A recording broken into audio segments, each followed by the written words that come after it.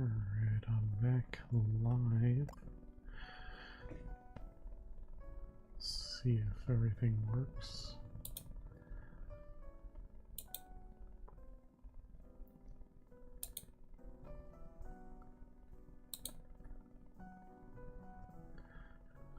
I've done literally 2 hours of this and try and save some time on it, which is incredible. The list is huge now.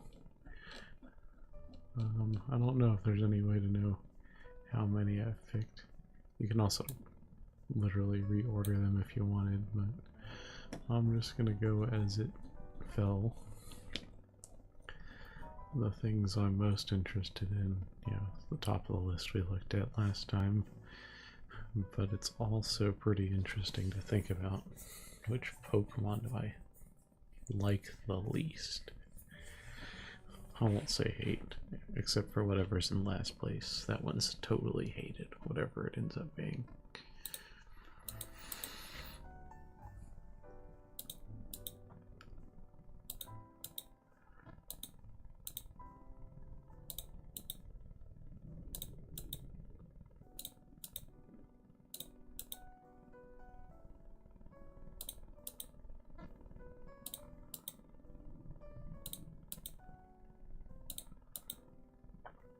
I already have a prediction on what ends up in last, but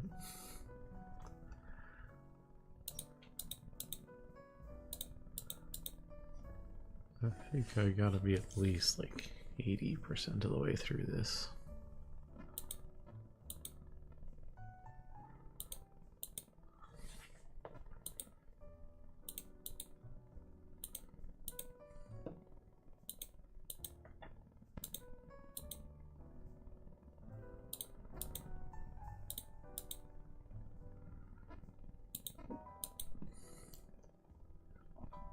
Oh my god, why are you here?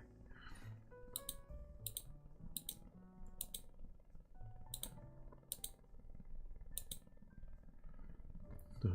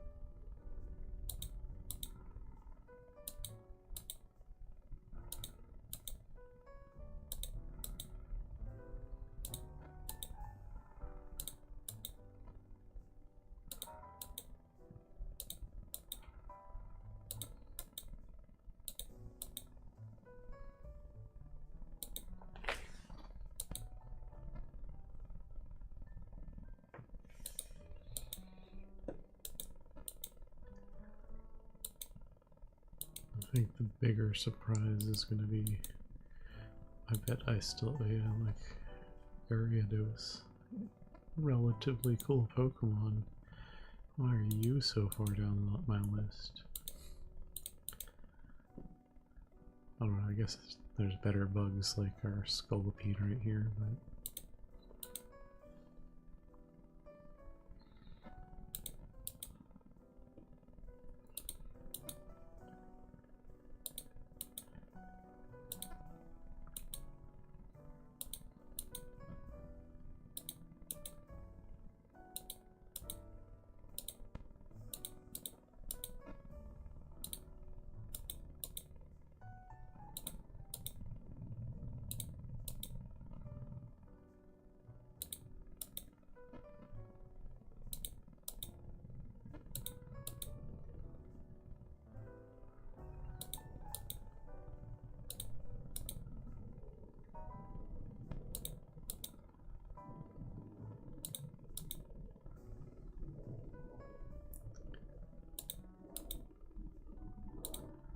In other cases, like this is the first in the line, but I'm sure its evolutions are rated higher.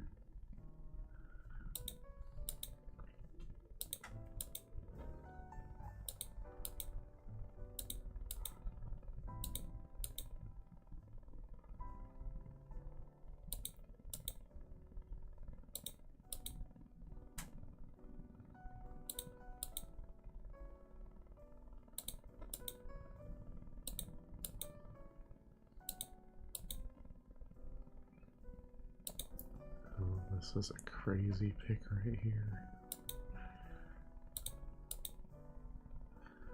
I must be getting close to the end. It's like none of these are ones I particularly like. Dang, Clefable. Sorry.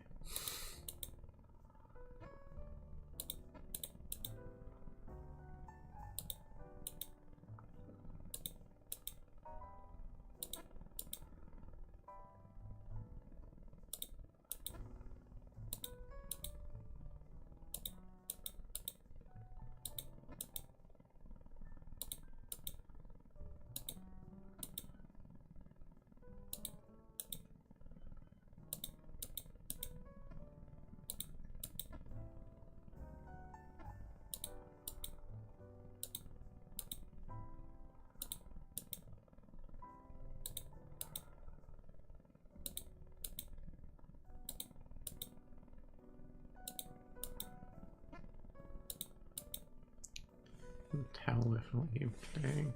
Sorry, Talonflame.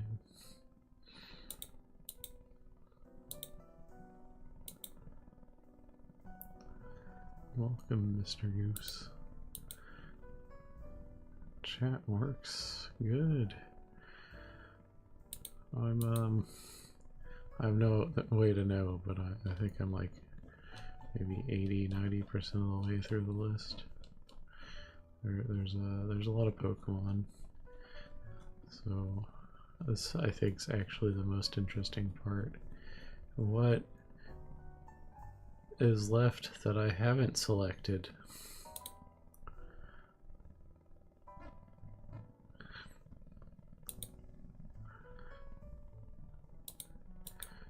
There's definitely Pokemon here I should apologize to, you know, like Abomasnow.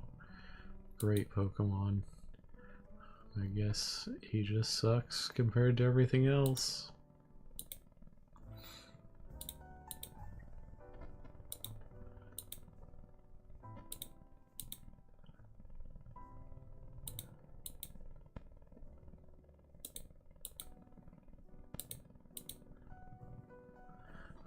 But I'm excited for whatever I hate the most. That's the important thing that we learn.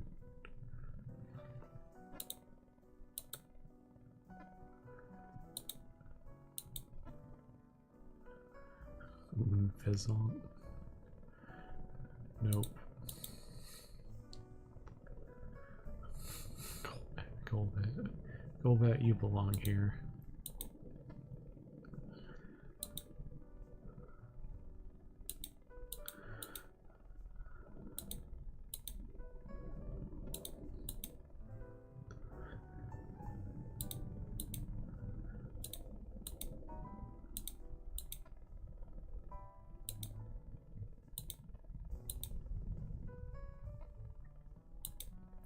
Oh my god, Ninjask.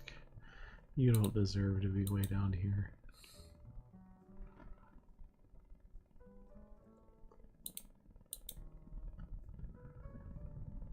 Oh yeah, the chill background music. Secrets revealed. It's the lobby music.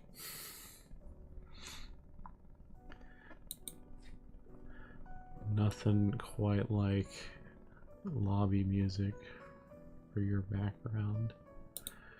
Gotta click on the right stuff. There we go. Frillish. You deserve better, Frillish. Oh, but you're not better than Ghastly.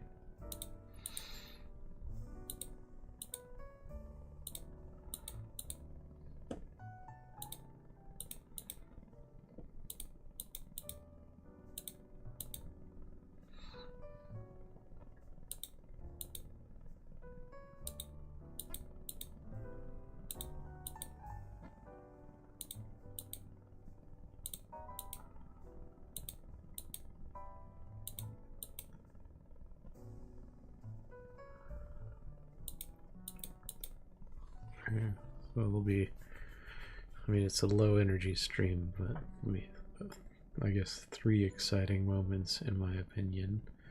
First, whatever's the worst on this list. Then I think I'm gonna, it won't be on stream, but I'll talk about the top 20, I think, in 2 different ways, because I'll exclude legendaries from one list. And then the bottom 20, you know, once with I'm sure there's going to be some legendaries at the bottom. There is some legendary slop Game Freak has made over the years. So I'll have the 20 worst without legendaries and with legendaries. And I think, you know, those lists I'll keep. Maybe I'll do something with that in the future. I could imagine doing a run through some game where I only use my favorites or something. If I find a game that has enough of my favorites.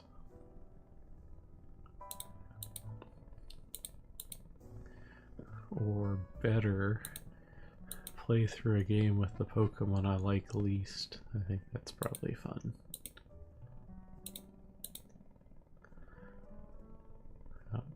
And then before, I already have this, you can tell me if I have the right thing, but I've pulled up this game you recommended. If that is right, that'll be the end of the stream today.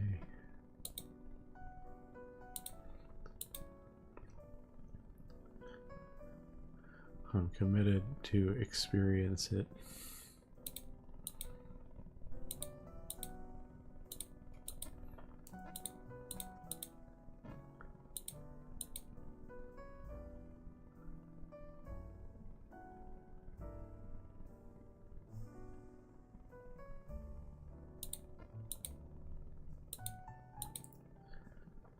I mean, you can say that legendaries are engineered to be liked, but I feel like some of them are just, I don't know what they were thinking on some of them.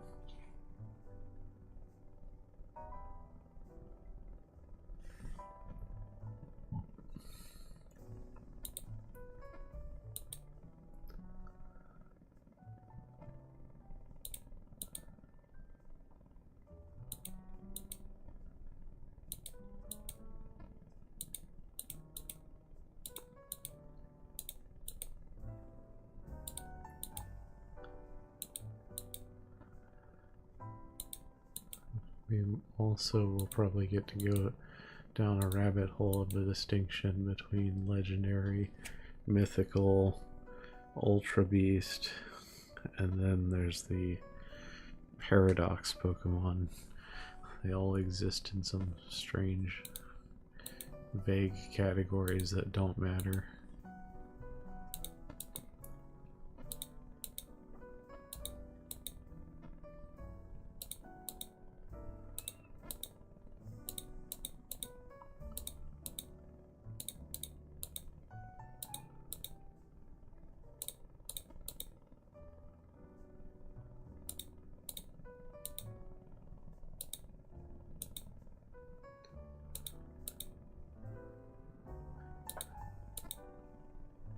some crazy Pokemon that I didn't know I skipped.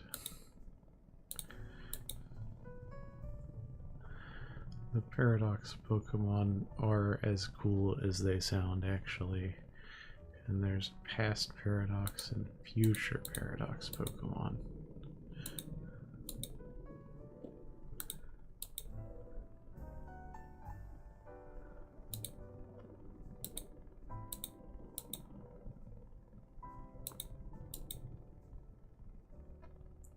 Great Tusk right here is one of them.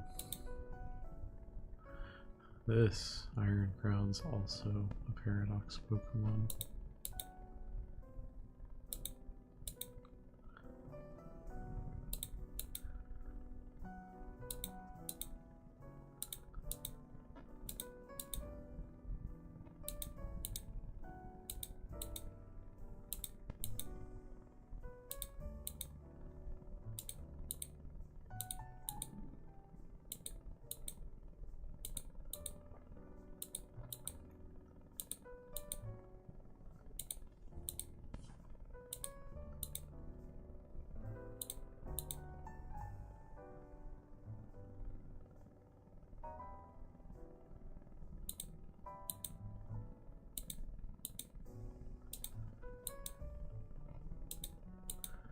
I'm not surprised to see Wigglytuff way down in the list.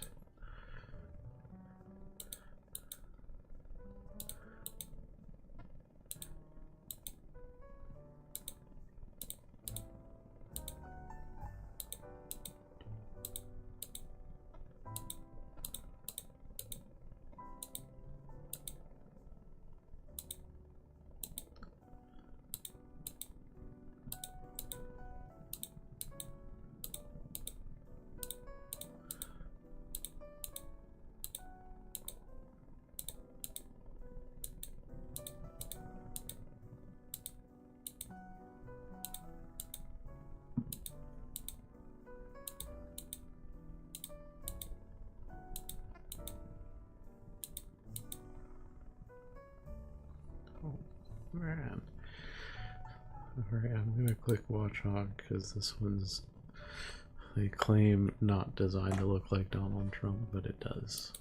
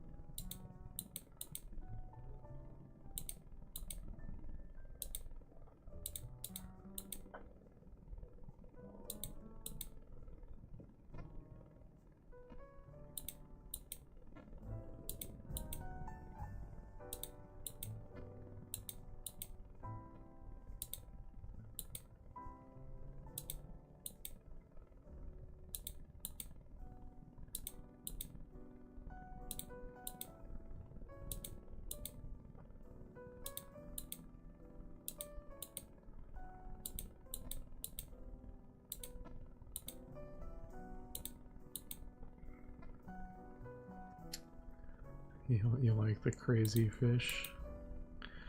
It is wild. Look at that thing. This is, I think, one of the most forgettable Pokemon. It's a psychic water type. Actually, technically kind of good, but no one can get over the design.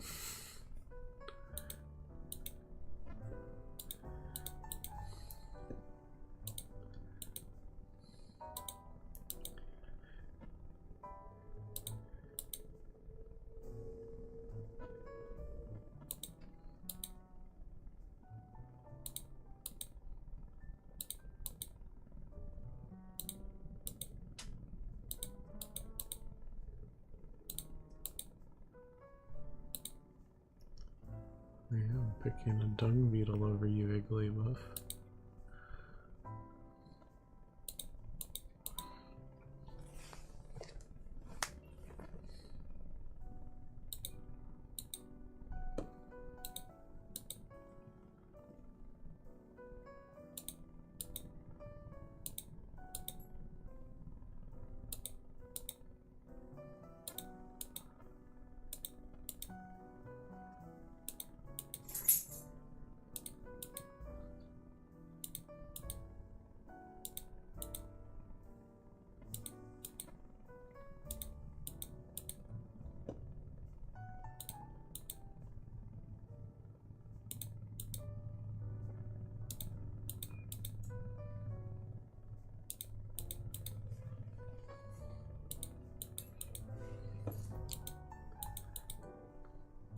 There's probably a lot more Pokemon left than I expect.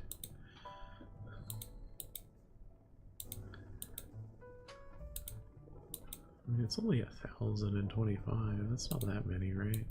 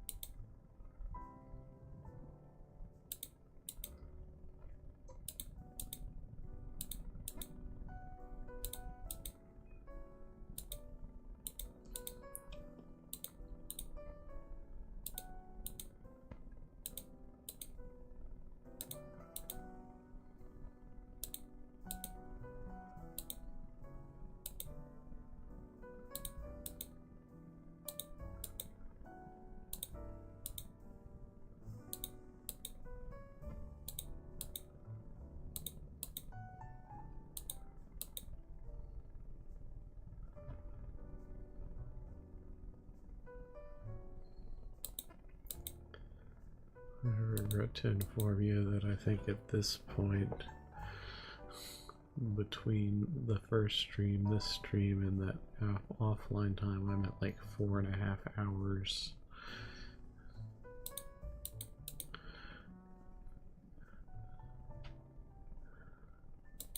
I think I'm going to do some bad editing and make it a video. And I'll just speed up a huge section in the middle and focus on the my conclusions.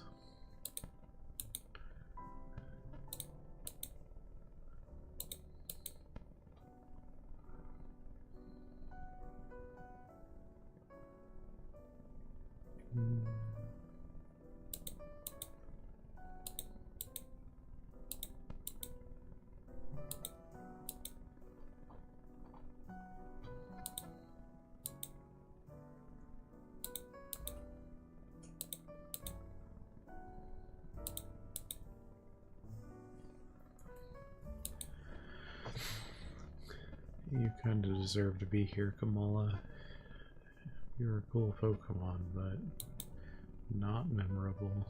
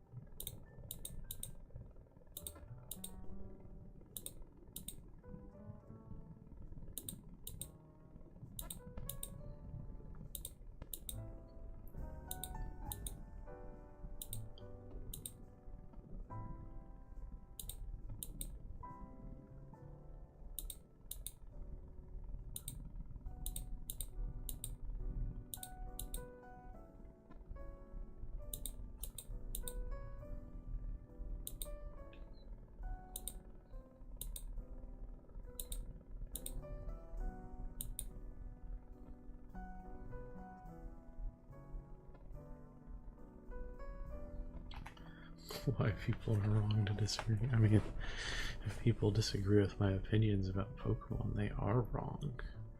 Because they're just opinions.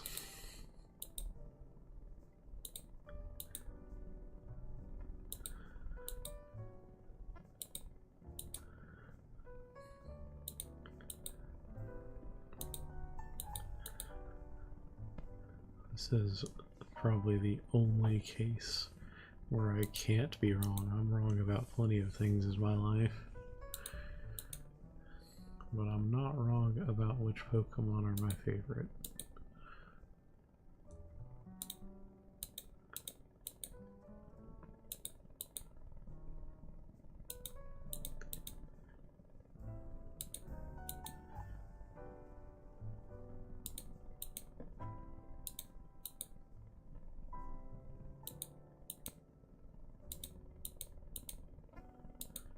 There's some like legitimately good Pokemon I'm clicking on here that are now ranked in the 900s.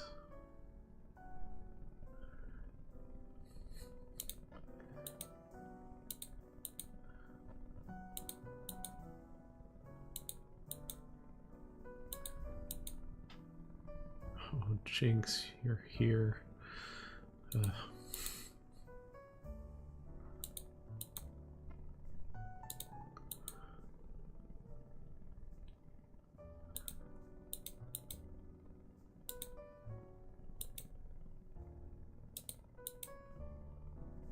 Oh no.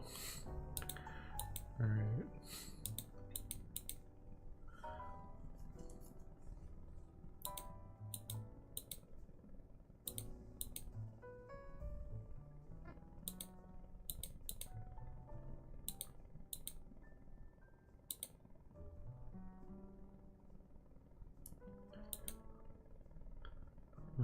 There might be a reason to use Jinx. I just wouldn't. I think its stats are okay. Ice type's pretty bad. It might actually be multi-type now. Here, let's investigate. This is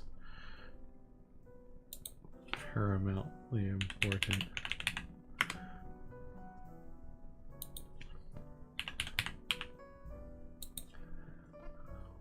Okay, actually, I don't think it's ever changed. It is Ice Psychic.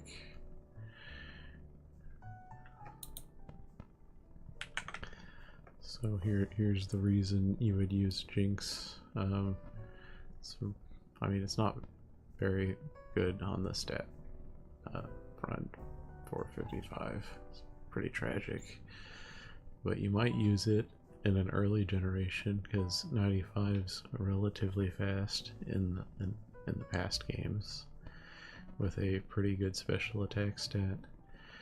And I mean, of course, the moveset's changed a million times. Where's moves?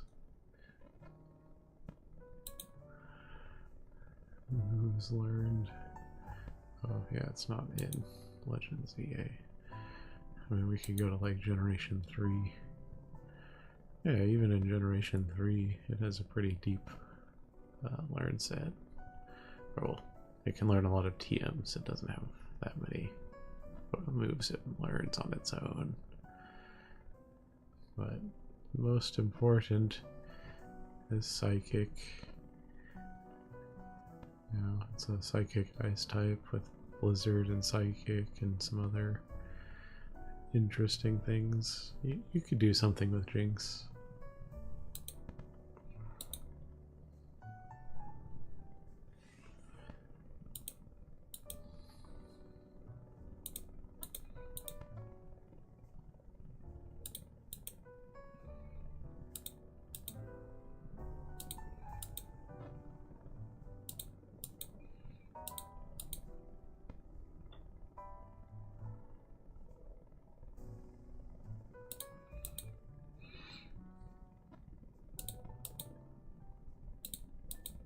Clefairy's down here.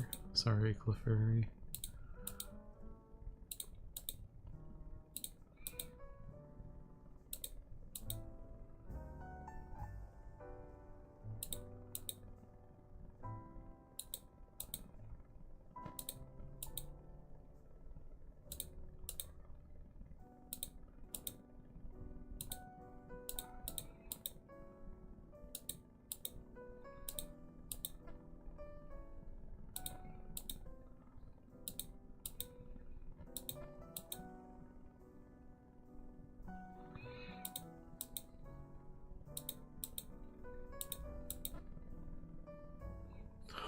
Arceus. Oh my god.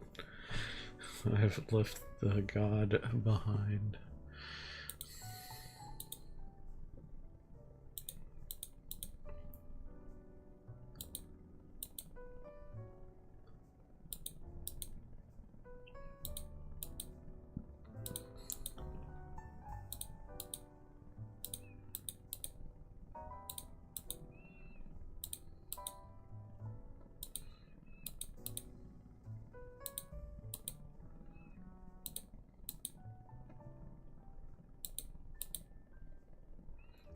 Who would win? The god of all Pokemon or a ladybug?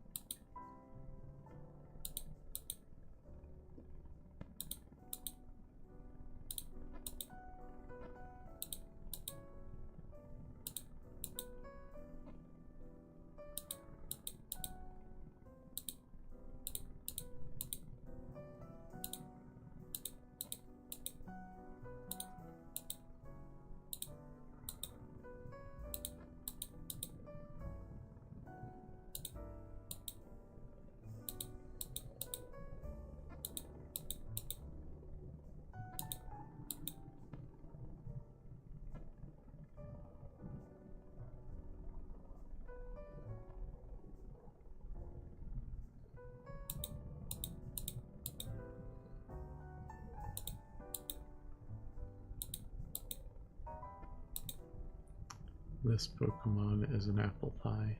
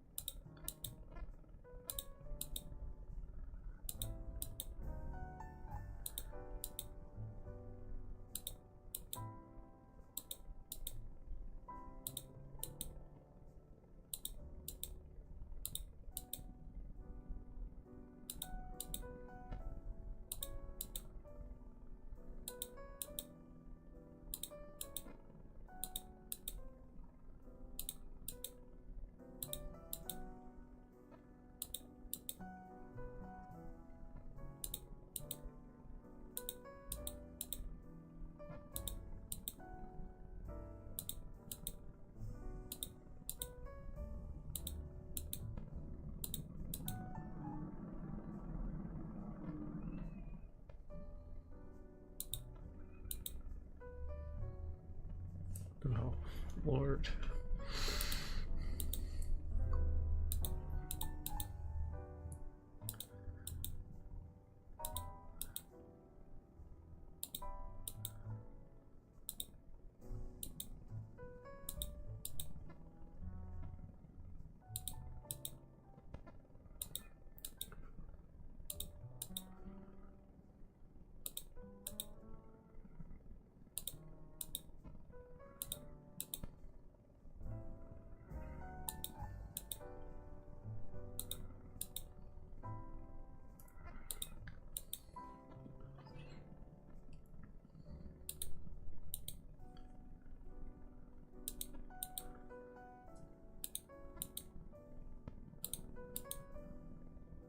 Oh.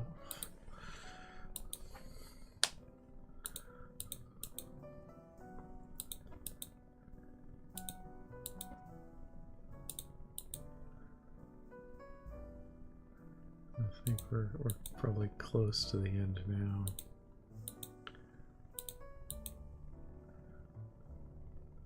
I say we could have a ways to go.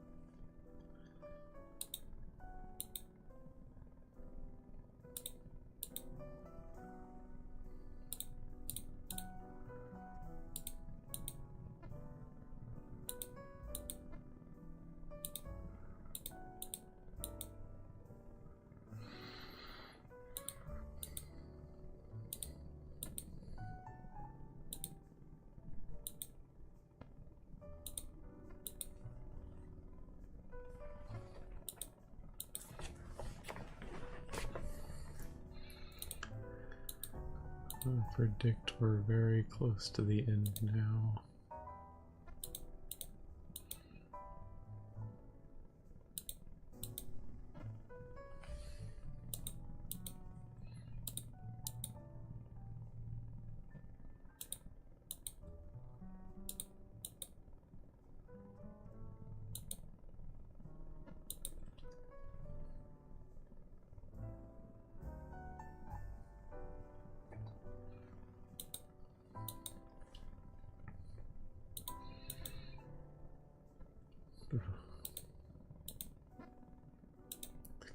Golduck. Hey, Golduck. Sorry, buddy.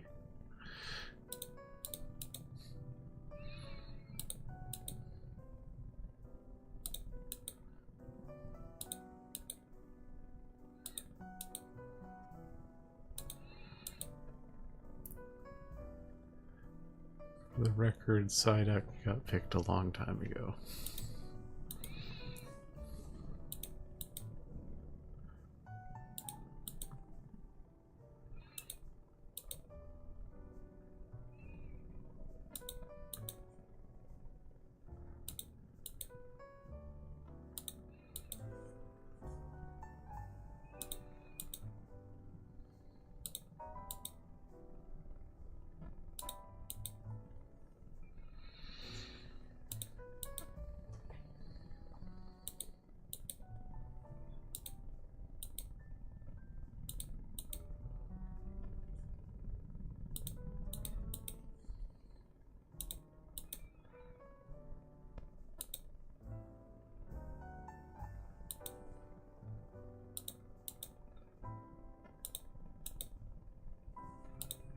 Durant, I'm sorry, Durant.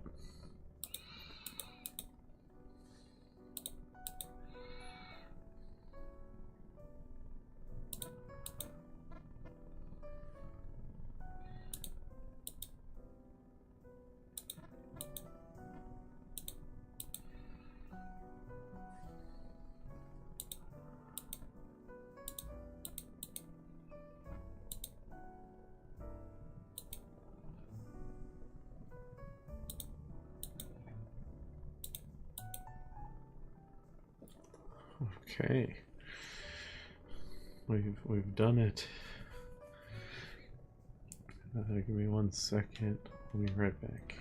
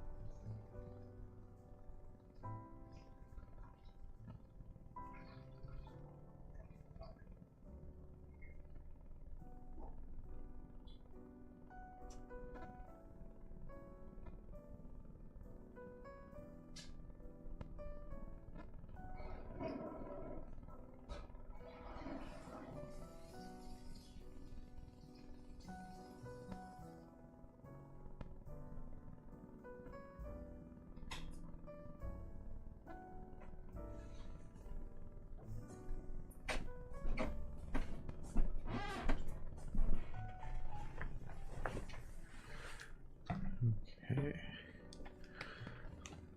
Well, I have a document that I have open on another tab. So I'm just going to take some notes and I'll talk through it as I go. Let me set this up so I can still see the chat window a little bit.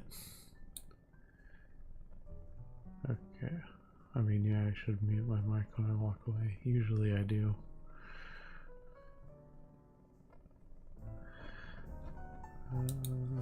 Okay.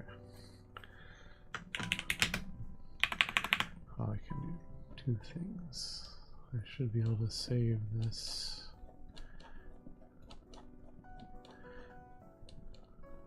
I think there's a button.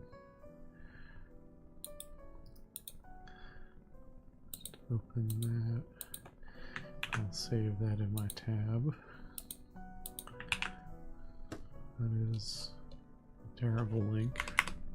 Makes sense. 20.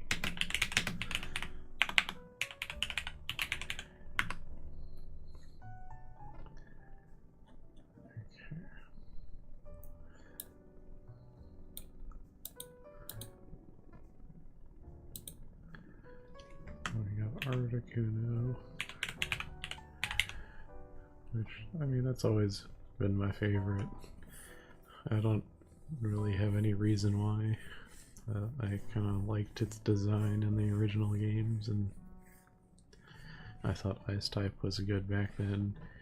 It's not.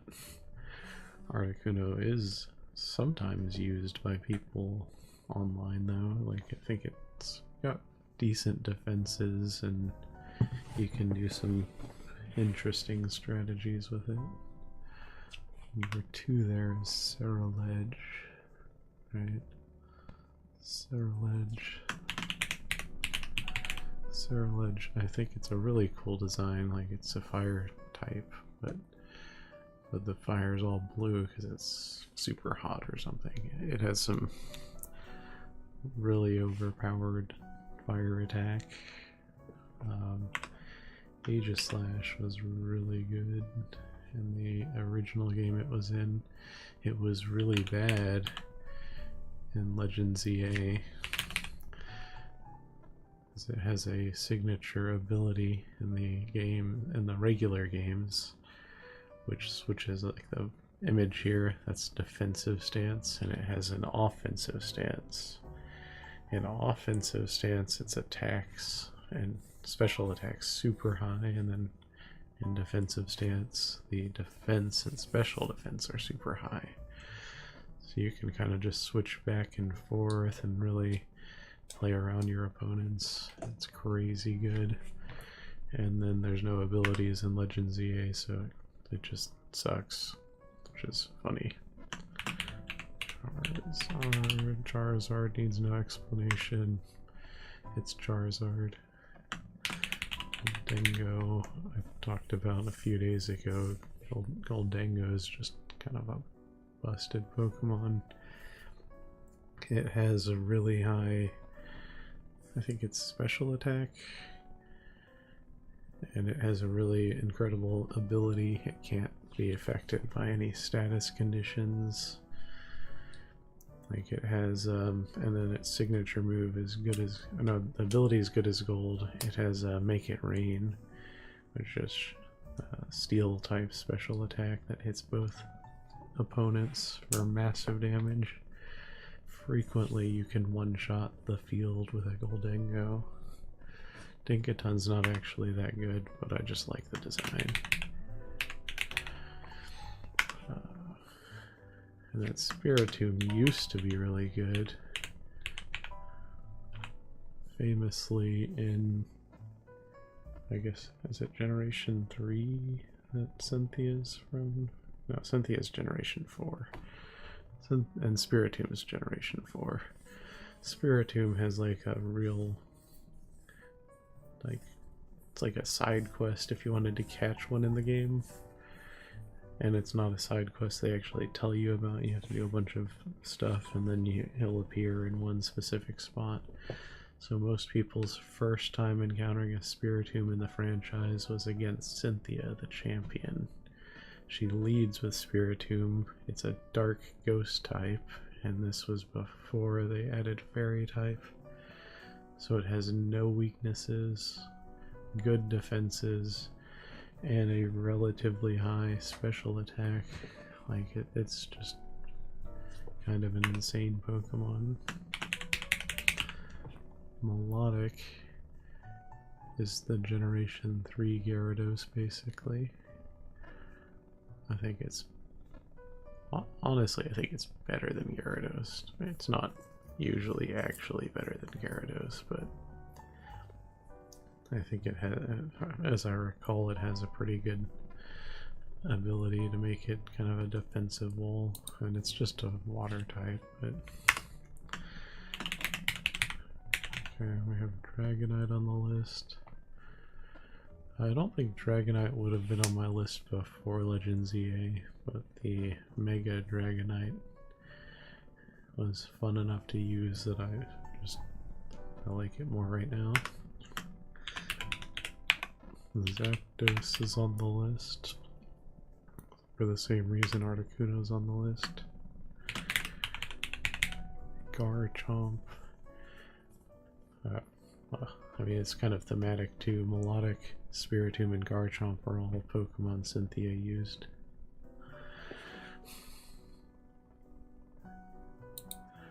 You take your time, I'm just gonna keep talking. Fire our fire type, fire normal type actually. So Fire-Roar's like surprisingly good, and it's a special attacker. So like you can have hyper voice for things that aren't weak to fire, and not many things are immune to normal. So normal's a pretty good type to be dealing with sometimes as a member on your team, but a pure normal isn't that good. And then Dunsparce. Dunsparce is not a good Pokemon, but I like Dunsparce. And it is hilarious to me that Game Freak decided to give Dunsparce an evolution, and people were kind of excited. I think it was leaked early on, and then when you finally see it in the game, it's just a Dunsparce with an extra segment. And if you raise Dunsparces forever, you could randomly get one with 2 extra segments that does nothing else to make it better. Incredible that they did that. Incredible. Mungus. I don't know if I care if I spell it right. I do. Mungus is just a really good support Pokemon, so that's why it's on the list. It gets Spore and a bunch of other tools that you can use single player, multiplayer. Gengar is on here for the same reason as Charizard. It's a really cool design. This one's Iron Hands, and I think it's basically on the list because it was the Pokemon I used for raids in Scarlet and Violet. It's like electric type, or it's like electric steel, I think, and it has a massive attack stat, so you can one-shot a lot of the raid boss things, which I didn't do much of, but that was required to catch some of the Paradox Pokemon. Mewtwo, absolutely overrated, but it's such a good Pokemon, it's on my list. Xerneas, let me hover over that so I can spell it. Xerneas was one of the legendaries from X and Y.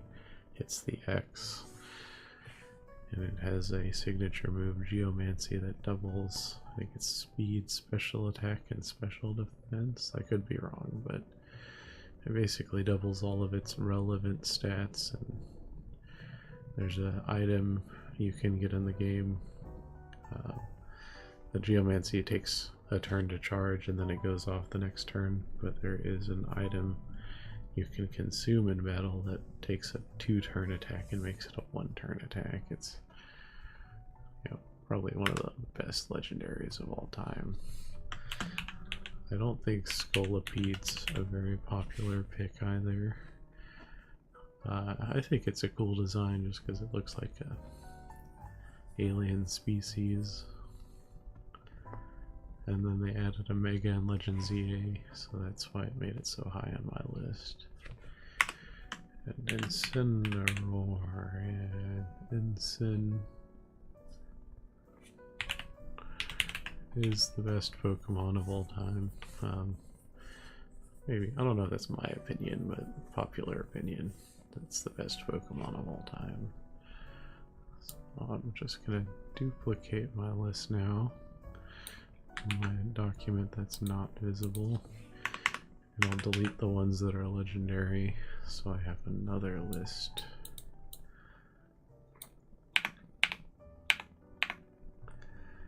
That does not include any legends.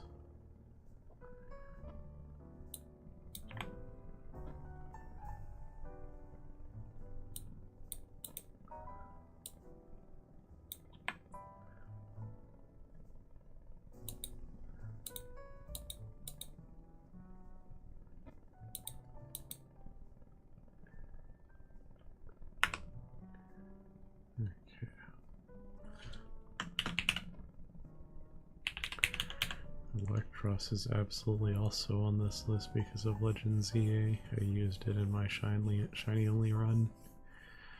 I didn't use it much in the past, and I had a lot of fun having that on my team.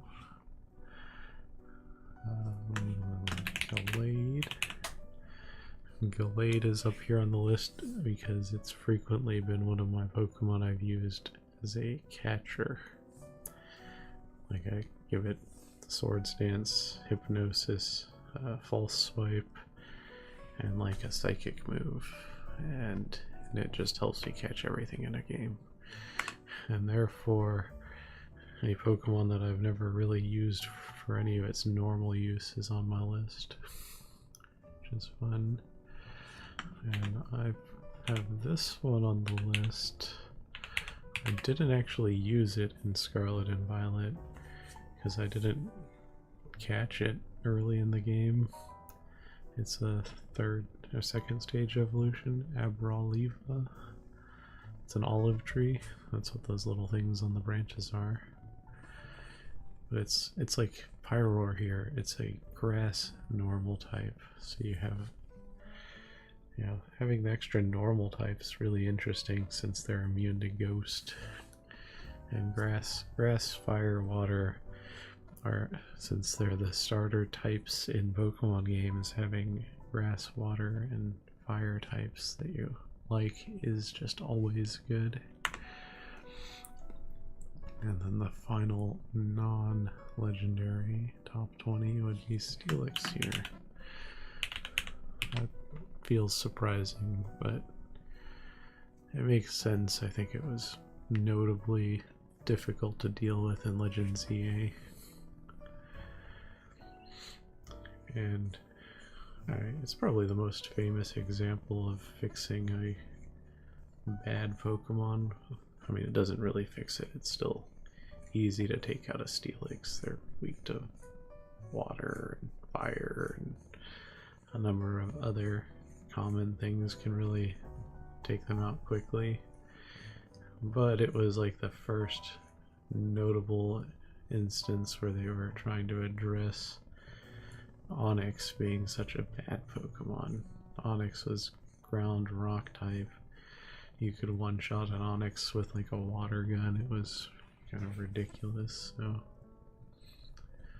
So that's pretty cool in my opinion.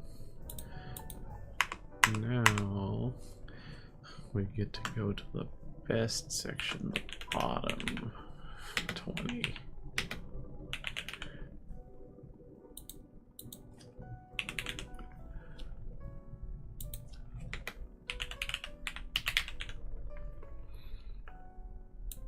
Scroll all the way down. What were my most hated Pokemon and all? I mean, I'll say it like that. I don't necessarily hate them.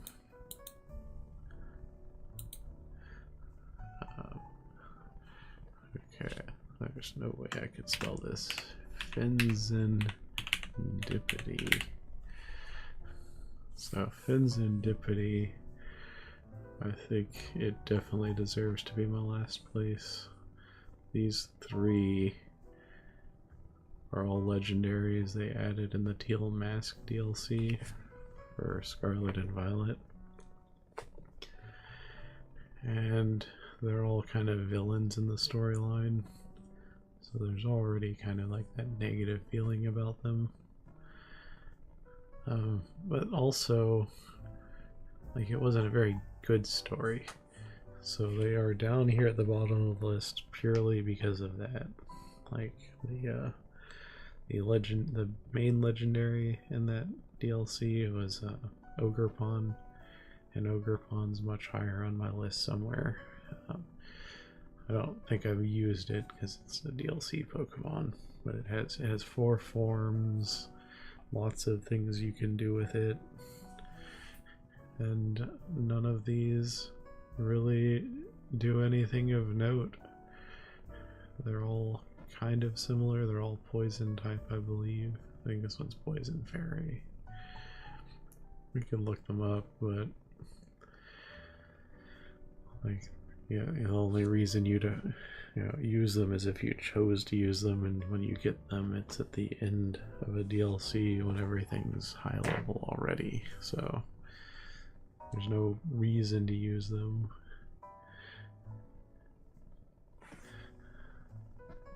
They could be good, and I could change my opinion in the future if they put them in a game where you can use them earlier in the story. But yeah, let's go to the next one. There's also these 4 Pokemon here, ignoring the one that's accidentally designed to look like Donald Trump. But we have Dracozolt, Arctovish, Dracovish, and Arctovolt. I think Dracovish actually saw a lot of use in the competitive scene, which I haven't ever done. But let's see, Dracozolt.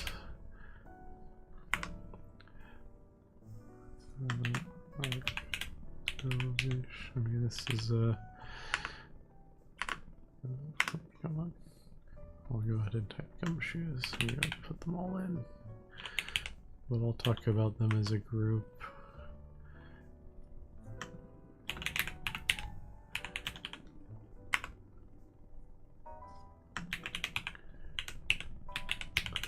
So in Generation 8, this is their idea for the fossil Pokemon, and I don't think it's a good idea, personally. But there's basically 2 types of fossil. There's a fish fossil, or I guess it's 4 types, because there's a fish fossil body and a fish fossil head. You see 2 fish heads, 2 fish bodies, and then there's like a dino head, dino body. So there's 2 dino heads, 2 dino bodies. It's a weird vibe where you're just mishmashing the 4 possible combinations,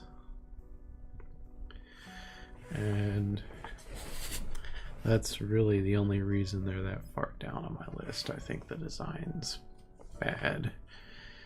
When there's good fossil Pokemon like Aerodactyl and Kabutops, Almastar, right? Some ancient creatures that existed on Earth represented as a Pokemon, but then they just like did this weird sloppy thing where they're just like, oh yeah, just combine them and have whatever combinations you want.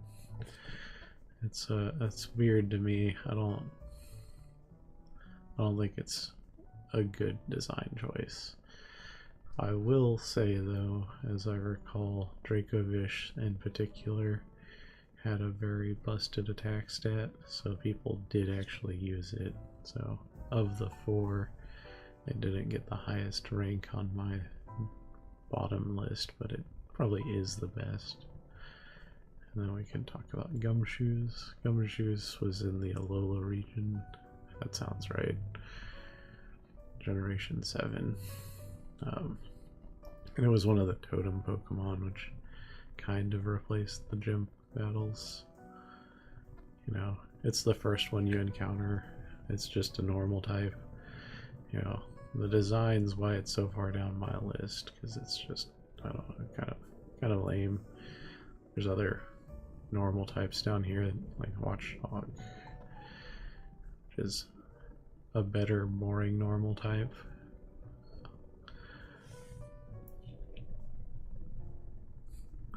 You like the horseshoe crab?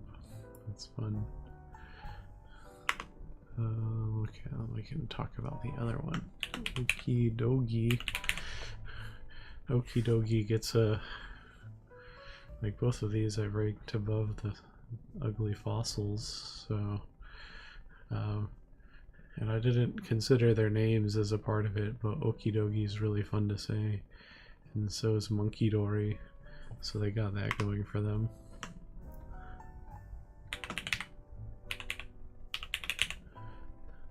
Oh yeah, we already talked about Fenzendipity.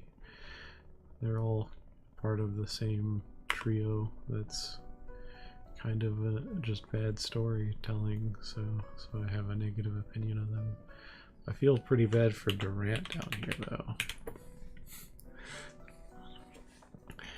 Durant's not that bad. Durant's actually a great Pokemon. I can't actually explain why he's down here.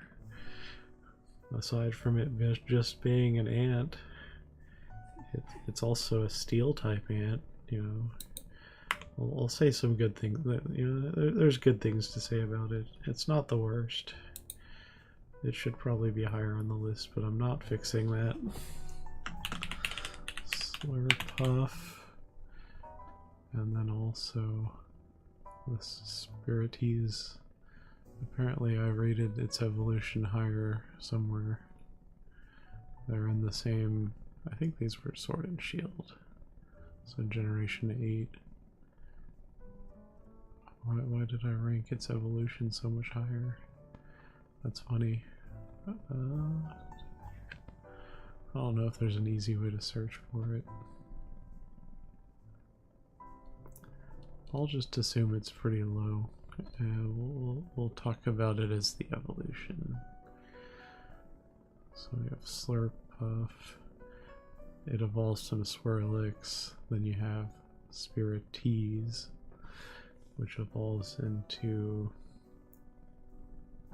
Aromates. I know that's the name. You know, we can kind of group them together, even though it didn't actually make it that far down the list.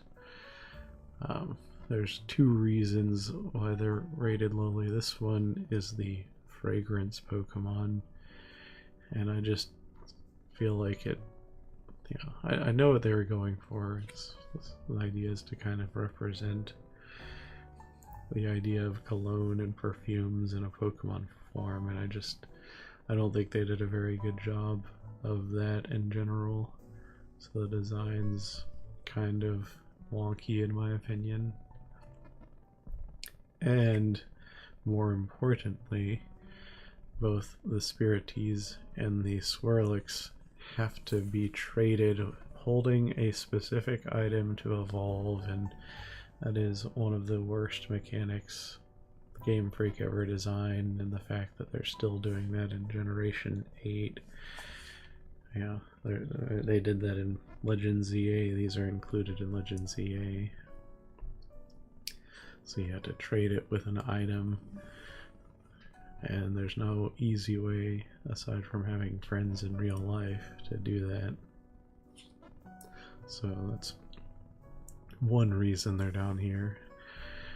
And then this one's the Cotton Candy Pokemon, which, you know, I'd say I think that's actually better than the Fragrance Pokemon, but, you know, I ranked it lower on the list anyway. But yeah, there's almost no reason you would use them in a playthrough, because you'd have to like stop what you're doing, get the item you need, and organize time with someone to trade, and then you could use what probably is still a mediocre Pokemon at best. So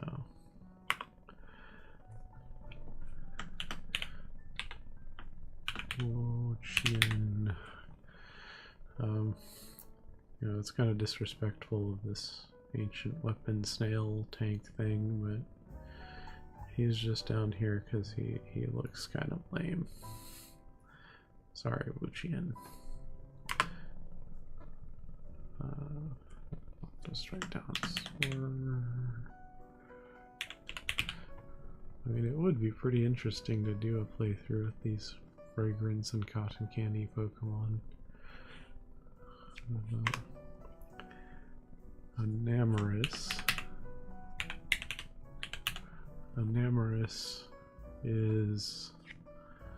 There's like a storm trio from Black and White, which they're going to be much higher on the list, but yeah, here's one of them. Tornadus. There's Tornadus, Thundurus, and Landorus, which are all pretty good in a lot of ways.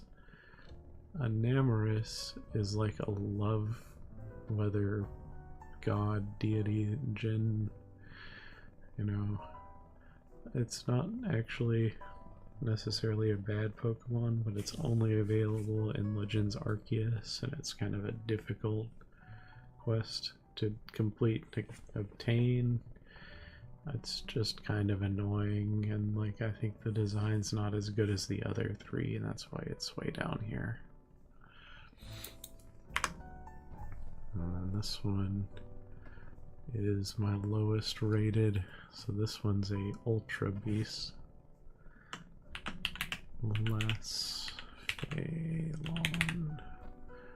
Lasphilon. I don't know. I just don't like the design much of it. In general, I think the Ultra Beasts are cool. They're from Alola, Generation 7, and they have these wormholes as a part of the story, or these interdimensional Pokemon, which they don't call them Pokemon in the game. It does kind of look like birthday cake. Maybe something out of like a it's like a festival. It's weird. But they're not called Pokemon in the game. They're called Ultra Beasts, and they're like interdimensional things. But I think they count as Pokemon. Yeah, but it's just the weirdest design of all the Ultra Beasts, and a lot of them are objectively pretty weird. I'm not alone in judging these monkeys a little harshly. A lot of them are down here. So there's Simisear, Simipour, Simisage. This is Pansear, Pansage, and I guess Panpour I considered the best of the three. Like, I think these all existed in I think it's X and Y, yeah. So X and Y did some interesting things in the early game, because you pick your starter, which is grass, water, fire, right? And then shortly into the game, when you get to Lumio City, which is the city we were just in for the Legends EA game, it might have been before Lumio City, but they give you basically the monkey, or maybe you get to pick it. But I think it was they give you the monkey that you'd be weak to, so you have coverage, you know, something like that. And the designs, like, I don't know, they could have done better. Monkeys aren't a bad creature in general. They're just not that cool looking compared to other monkeys like Mankey, and there's like a couple other Pokemon that are inspired by monkeys that are way cooler than these three. And I think for the most part their evolutions are even worse than the pre-evolution. That's why I put them so low. Simisear, Pansear, Golduck, Catch and Strays, or Golduck. I mean, Golduck I think is, you know, it's still just my opinion, but Psyduck's a really cool Pokemon in my opinion, and then Golduck's just worse. I can't believe they did that to my boy Psyduck. Then we have a Watchog. It's like a meerkat or something, right? I don't know, I just don't like the design of it that much, and it's, you know, mediocre early game normal type, just like the gumshoes down here. You know, Eradicate and other mediocre normal types have more, you know, reasons for us to like them, I would say. And Goldbat is where it deserves to be too. I'll disrespect Goldbat like that. And then number 20 is the Semi-Sage. Okay, but I can do the same thing again. I'll duplicate this on my other tab and just remove the ones that are legendary or the Ultra Beast, so I can keep going a little. So, Nilfins and Dippity, the Okidogi Mokidori are off the list, Wuchien's off the list, and last one's off the list. So we got at least 5 more. But one of them's immediately the monkey again, Semi-Poor. We already talked about that. We already talked about Spritzy.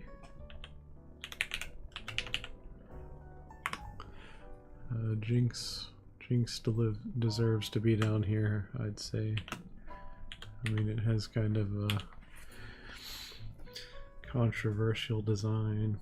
I know in the original game it was designed to be like there is like that subculture in Japan where there's women, like kind of the badass teenage girls would wear blackface and think they were cool. But it has negative connotations outside of Japan, so they changed it to be purple. But even with the changed design, it's just kind of a weird design to begin with. If you don't like Jinx, I think you're correct to not like Jinx. You could do good things with Jinx though, it's not really that bad of a Pokemon, especially in some of the earlier games. Hitmonlee.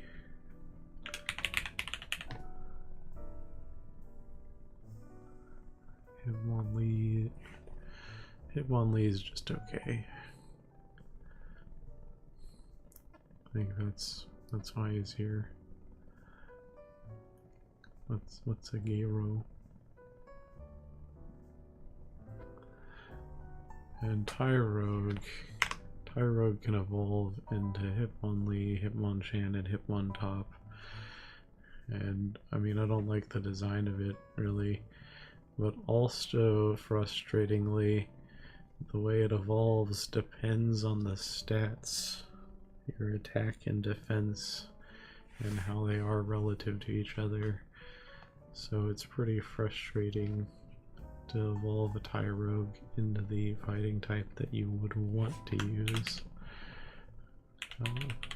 Not as frustrating as an unwanted trait evolution, but you know, there it is. Alright.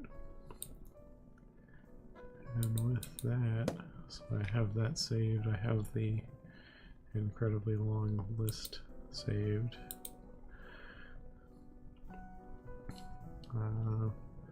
So I'll probably do something with that information in the future. The next thing on my list that I wanted to do for the stream was just to do one more gamble. So this is the first playthrough. I have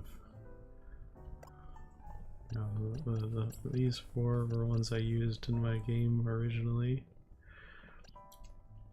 I've added Gourgeist for a reason and Annihilate for a reason. Let's see, what am I doing? Okay, I have a donut. It might make sense later. Don't think too hard about it. I don't remember where I left off.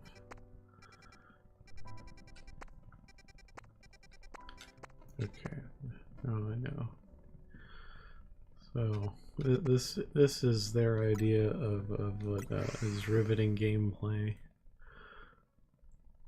So I've got most of this post-game DLC stuff completed.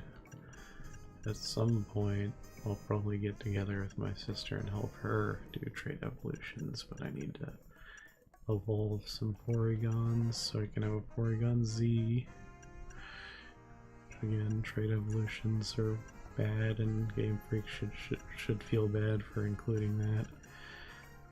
I need to evolve a Quillfish into Overquill, which is a Pokemon that exists in this game.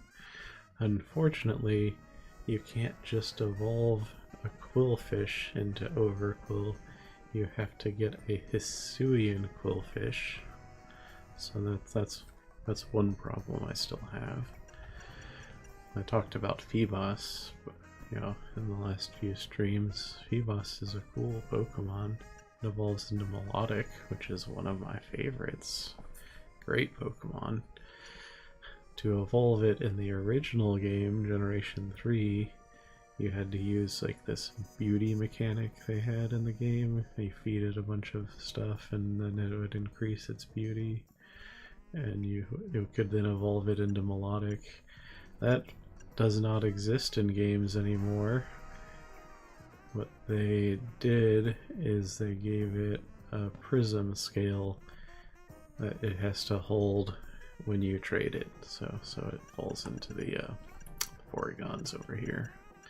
Worst game mechanic. I gotta trade one of these to get my Melodic.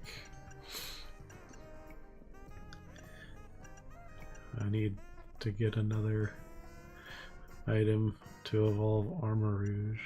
So I mentioned I really like Ceruledge. It's my second favorite on the list, I think. Like, this is such a cool Pokemon. The other form, Armarouge, which is a more defensive. I think they have different typing too. Yeah, this one's Fire Psychic and this one's Fire Ghost. But these are just really cool Pokemon. And then Charcadet, like in Scarlet and Violet, Charcadet's just a rare spawn. I think there's one guaranteed spawn on the map, but it can just spawn basically anywhere in the world, and it's pretty easy. It's pretty rare, so a lot of I never caught one before the Elite Four, so it was just shocking. I encountered a Ceruledge right before the Elite Four with a random trainer, and this thing like almost wiped out my team. It was crazy good. They sound like they're farting with their cries. Let me... going through the shiny only run, I have a new favorite Pokemon cry.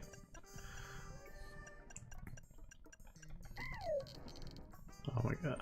I love this guy. He sounds like a radiation Geiger counter or something.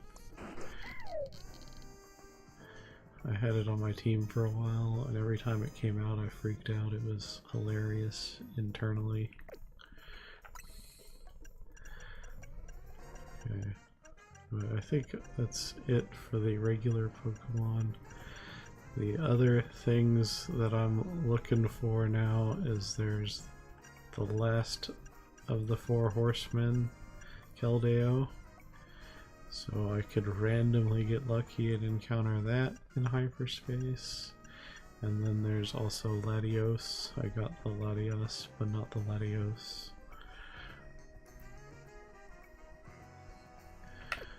So that's my... I want to finish the Pokedex. There's 4 left. 2, technically 3 legendaries, because there is a 132.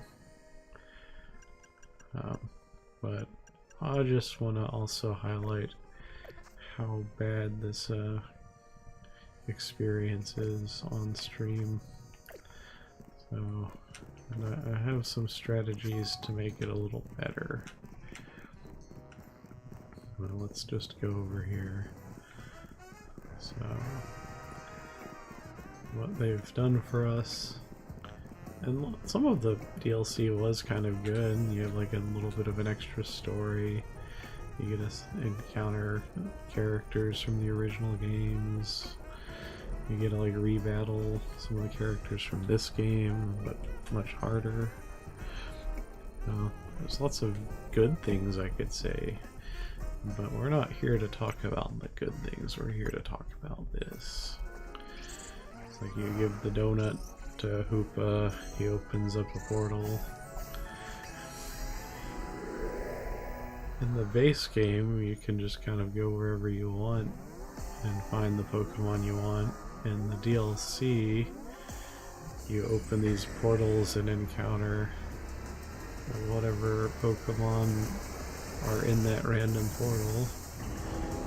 And right now, so we have these, they're just rematches. So I'm going to use Gorgeist as Trick or Treat, which will turn this Dragonite into a ghost type. This is all part of my master plan. I'm going to run it back one more time, just in case it missed.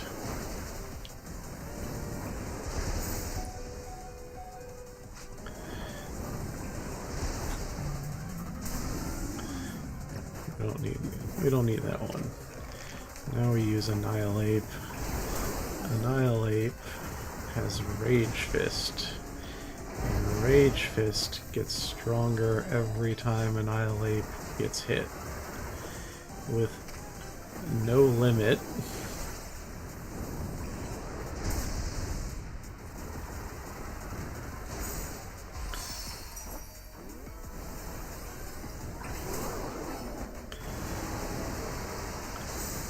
See, I just did about a third of its health and damage.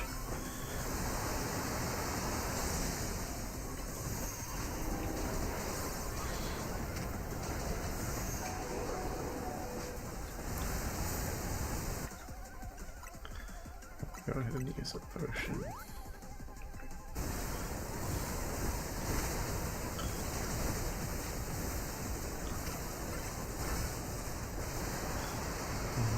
Be that. So, I mean, these aren't things that I figured out. I found that online, this kind of cheese strat for these rematch fights to make it pretty quick. So now I'm gonna break the ball and I get some berries. We'll see them when we're out. So that's one aspect of the gambling. We get a few of these hyper berries, and now my survey points are 22,000 out of 25,000. I'm just gonna go over to my, I guess this is now my favorite Pokemon Center, but just come here, sleep.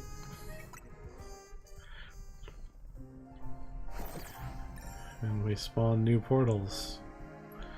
So I'm hoping to find one with the Hisuian Quillfish. Somehow I haven't seen a single one in the... I'm guessing I've done 100 hours of this DLC now.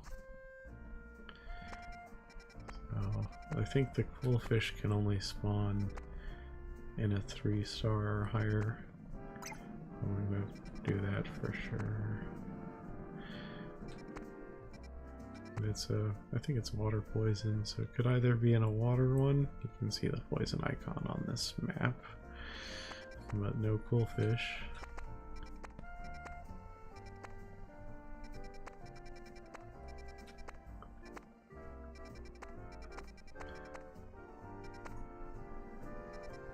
Yep, no Quillfish, not even the regular one.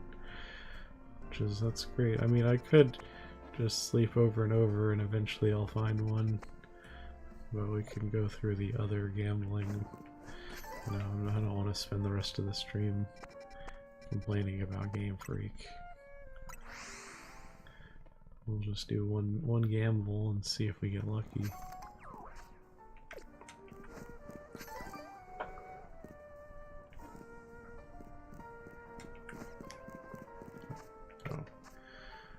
I need to make another donut too.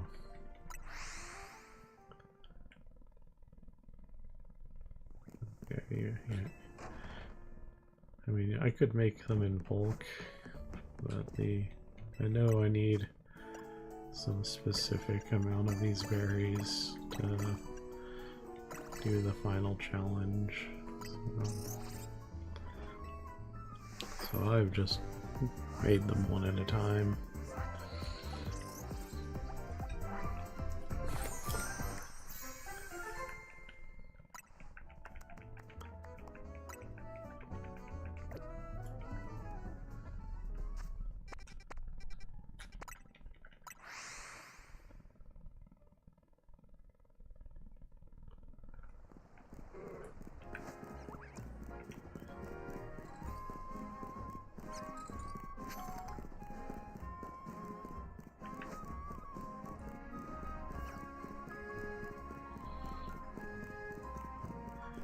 It would be a little bit easier if you could just fast travel to these portals.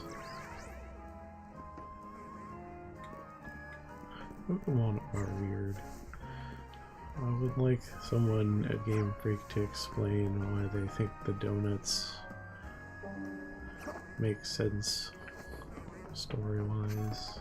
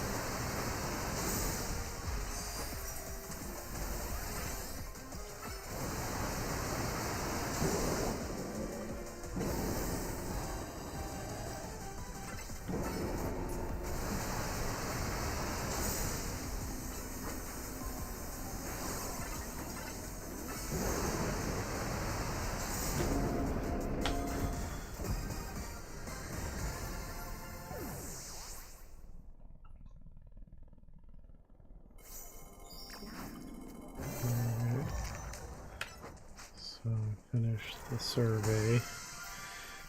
We get to gamble now.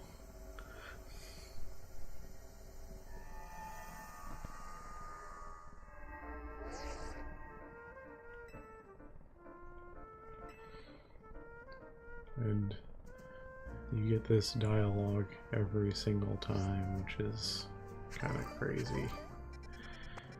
My character should not look excited to go to this office and have them run a survey, or run a scan, I think that's what they call it. So, but yeah. It's like basically every cycle of this, every loop of this, I have to do 2 or 3 of those little boss fights. Then I come talk to this man with his weird beard. And we get a 1 special portal on the map. And we could always get the worst case scenario. We got the worst case scenario. It's a hyperspace battle zone. So we didn't get anything from the gamble. I've decided that I don't even bother with these, so now if I want another chance at a legendary or the 1 Pokemon I'm missing from the Pokedex, I just have to do 3 more of the Rogue Mega fights.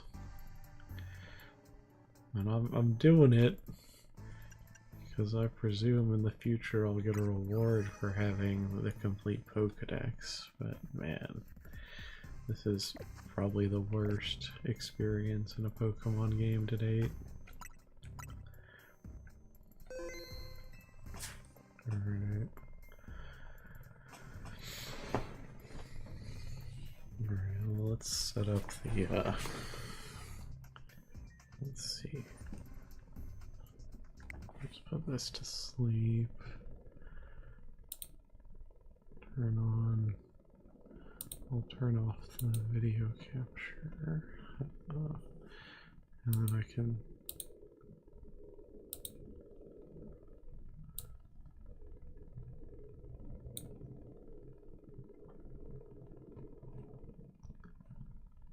This is, do you know if this game has any audio or anything?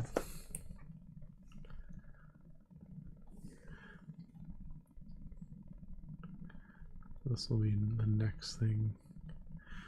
I mean, I think before I start, maybe I'll go fill up my water and have a quick snack. This is, give this a try. No audio. I mean, we can just go with okay. I mean, I can turn on any music because my channel does not have any monetization. But I'll do that when I get back. I'll be right back.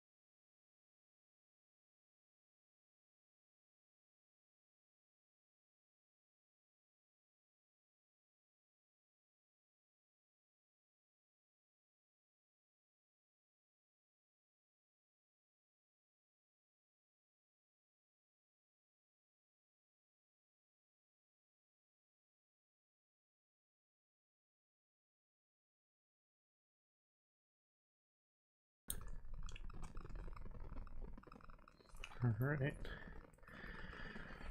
I'm back. I'm probably breathing heavy because I had to go upstairs. Let me see about adding some background music.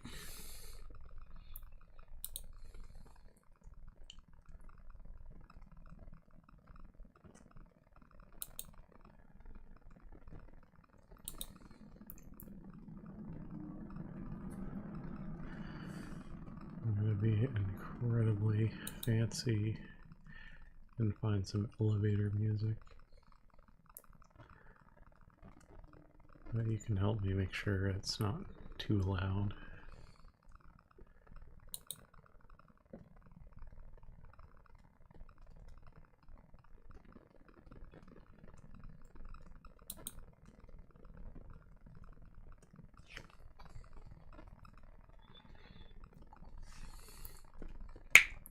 Alright.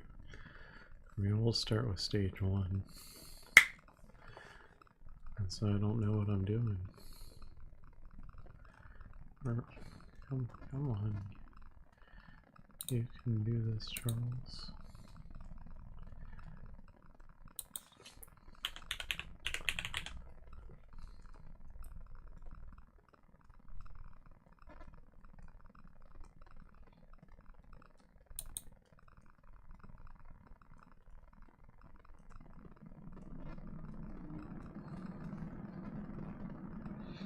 We could just put on the lobby music.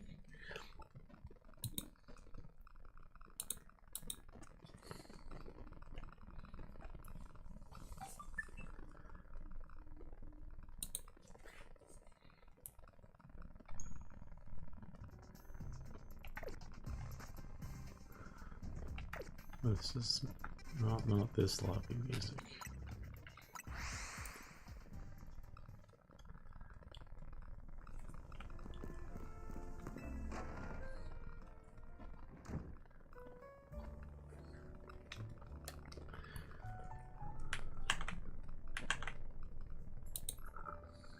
Okay.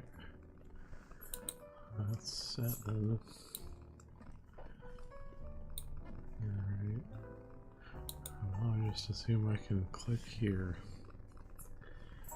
We'll just have to remember to like bump my joystick every now and then.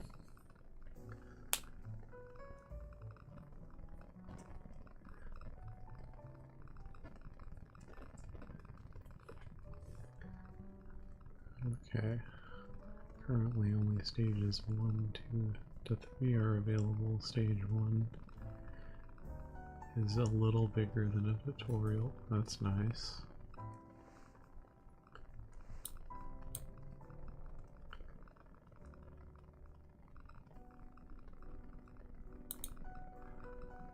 And also, I can't read. Okay, you can read the rest of it.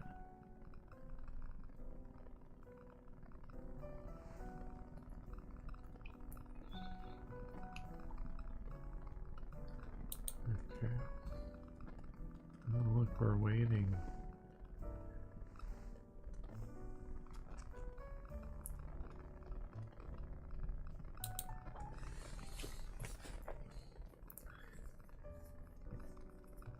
Okay. Well, it's a game about alchemy. Okay.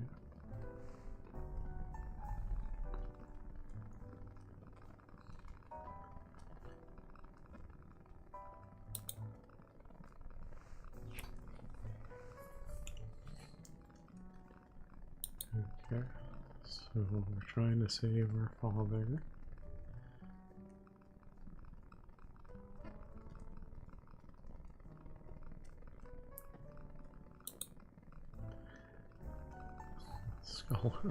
Scholar, I don't know when this is setting, but yeah, maybe you should talk to a doctor, not a scholar.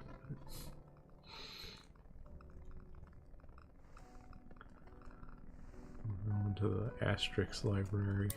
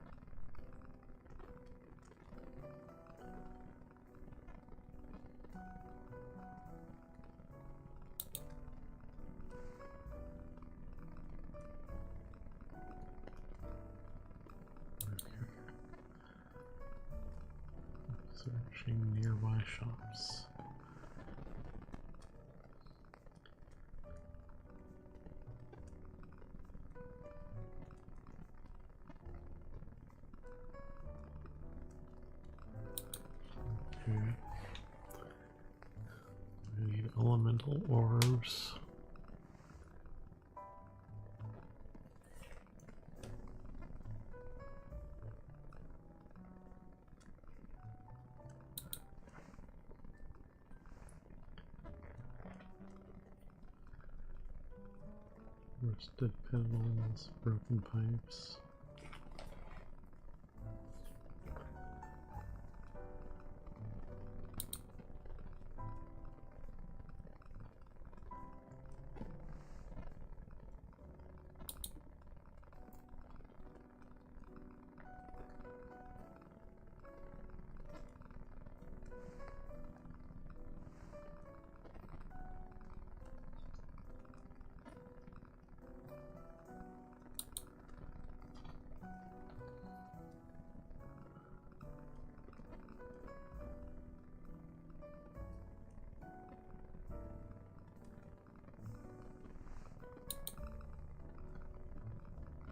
Okay, so now we do something. Cost a click free.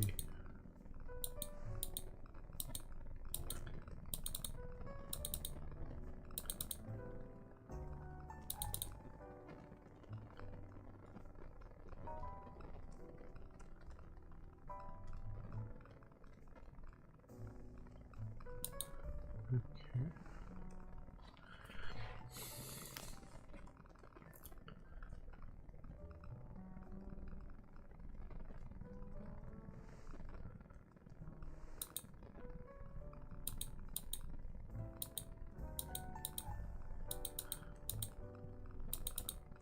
If I click, the number gets bigger.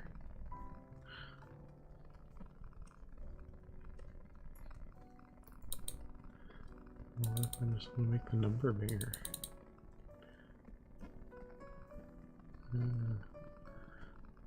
My mouse broke. Oh, we get an auto clicker.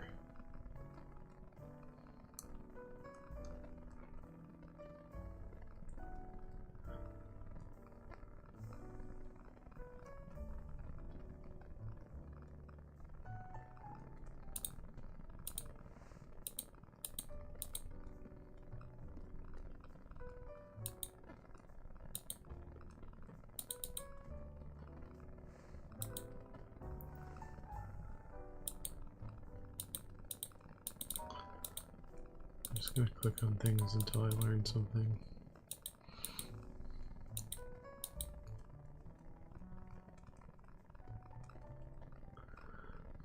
I can make the number bigger.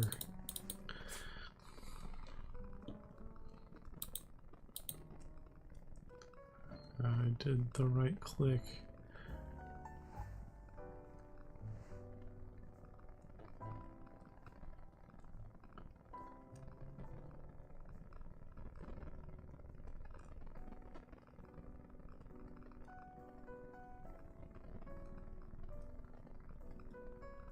Okay.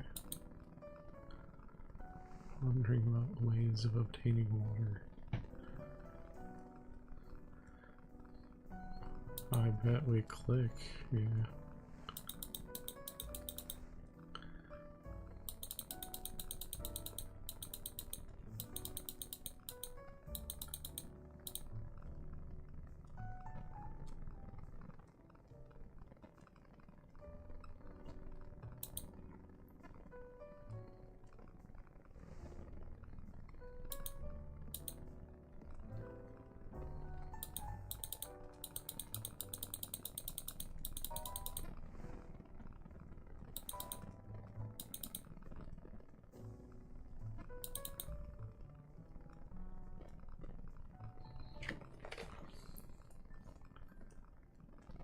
Or earth and one water.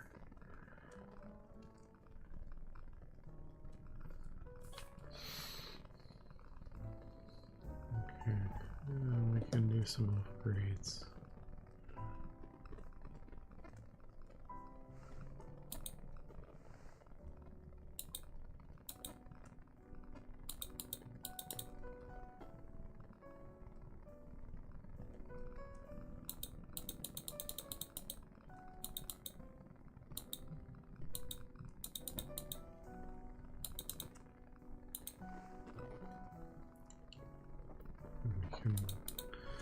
We can do boiling.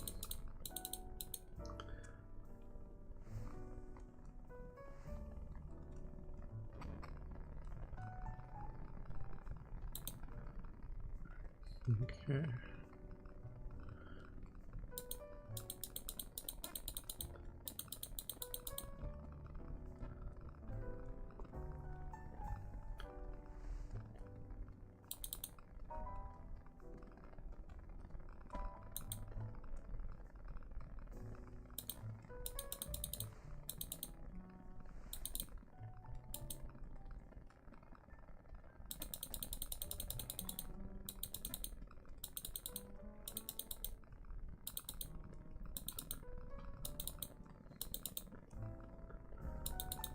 It's like an idle clicker game.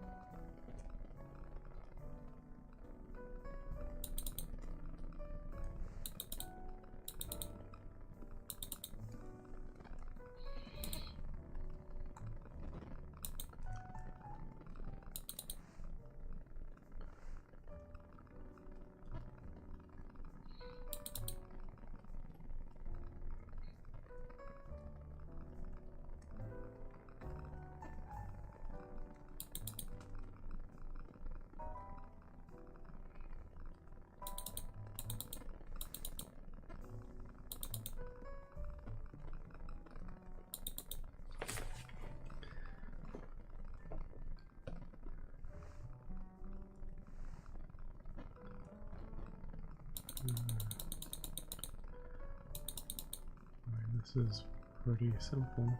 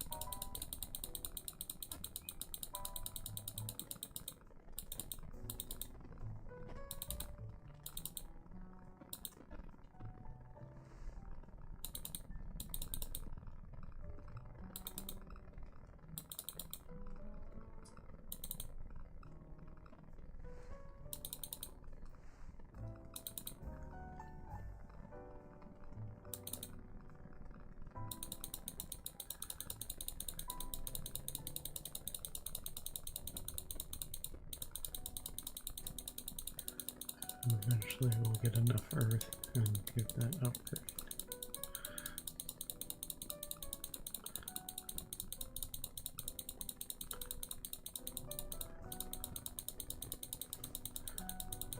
And we can do the water one.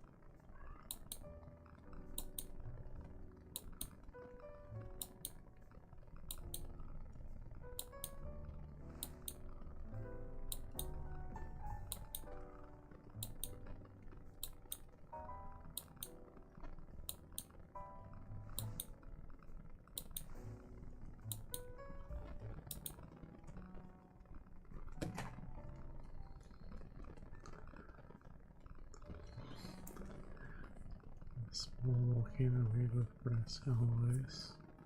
If I upgrade the reaction catalyst once more, I should be able to make a positive feedback loop to multiply my earth supply. Okay. Oh, okay.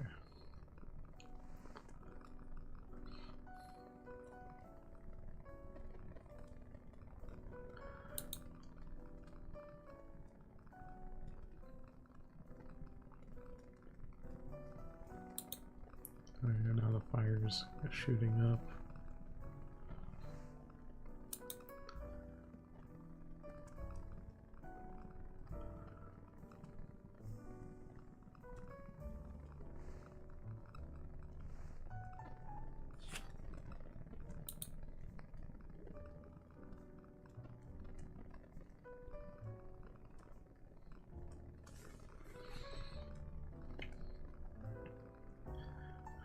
And now we can kind of just wait.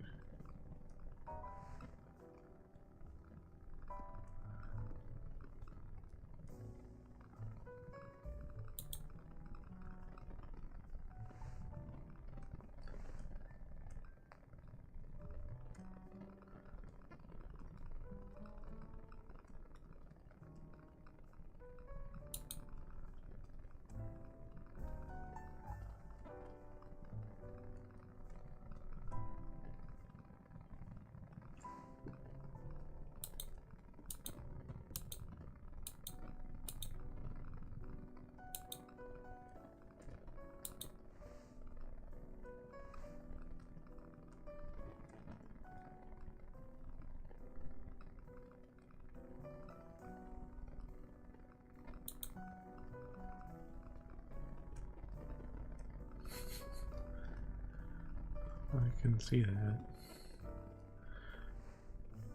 It's pretty simple though.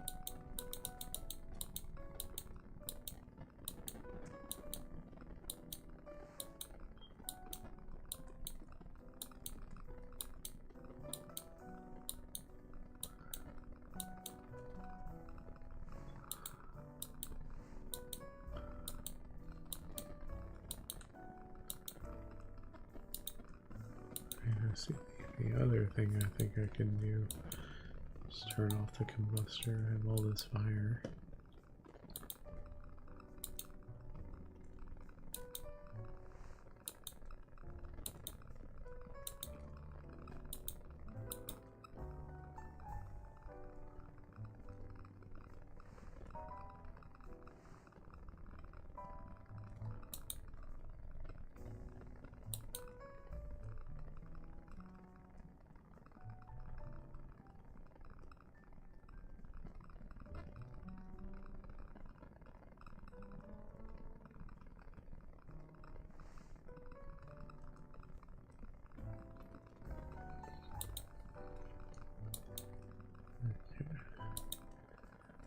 So we can get our air to 1,000.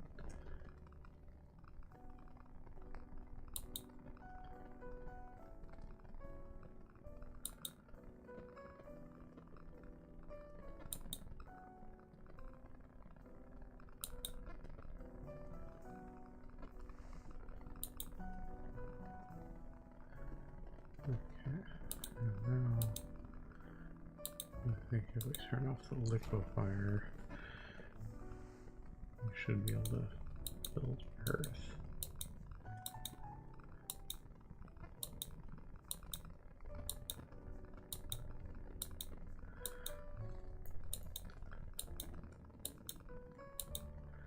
Maybe well, you know, the volcano uses Earth, but it builds Earth quickly. Okay. We're getting somewhere.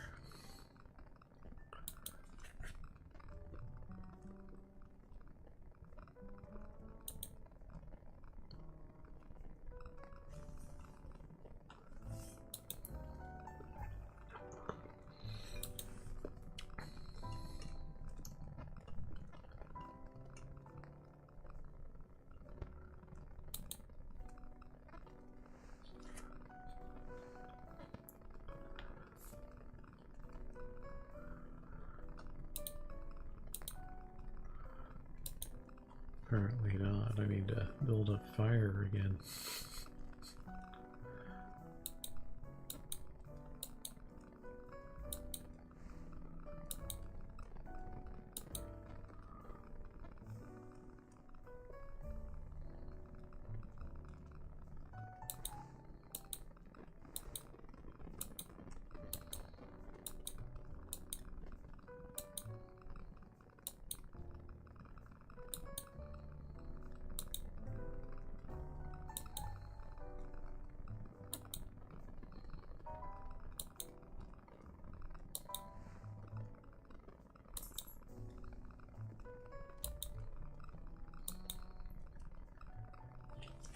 Okay.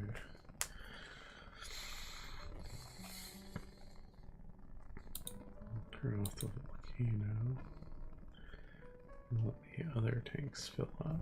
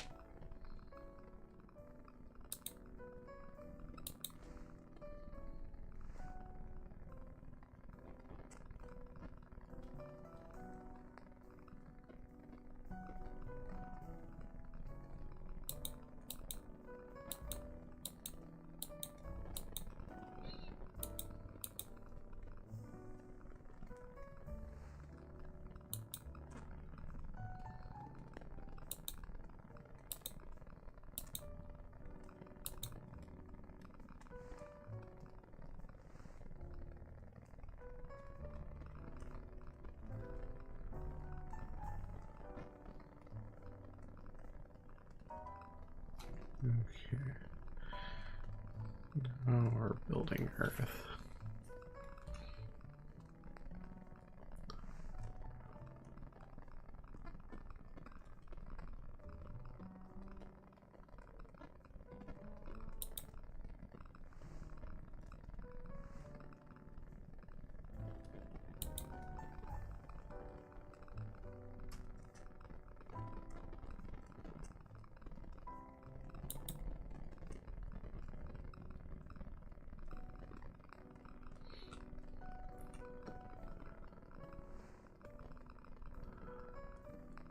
all this water.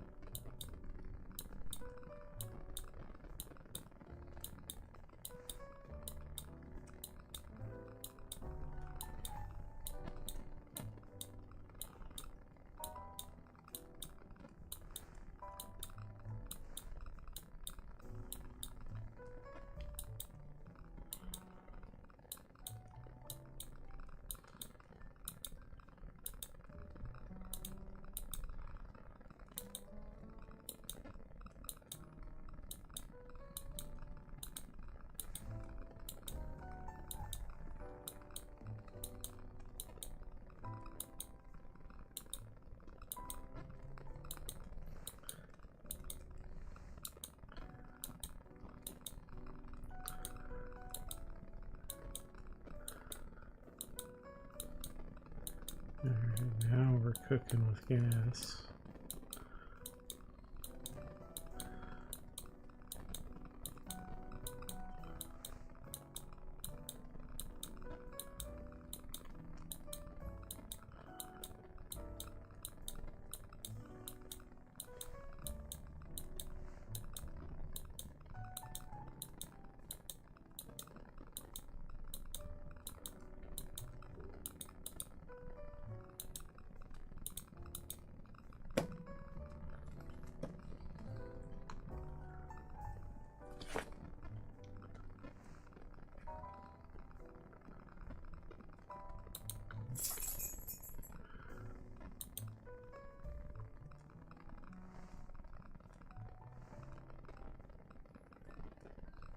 Crystal infusion orbs. Well, now we just wait for it to hit 100,000.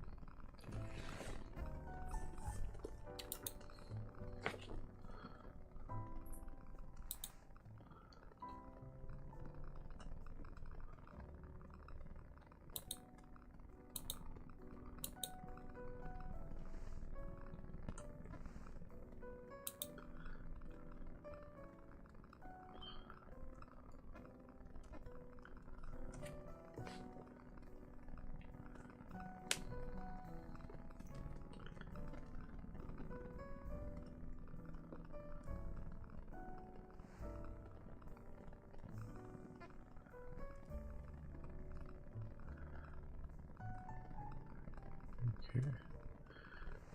Well, what do we do now? Do we win? Oh.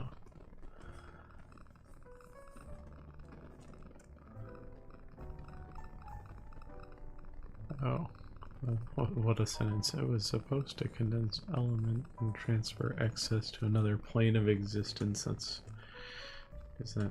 I don't think that's how things work.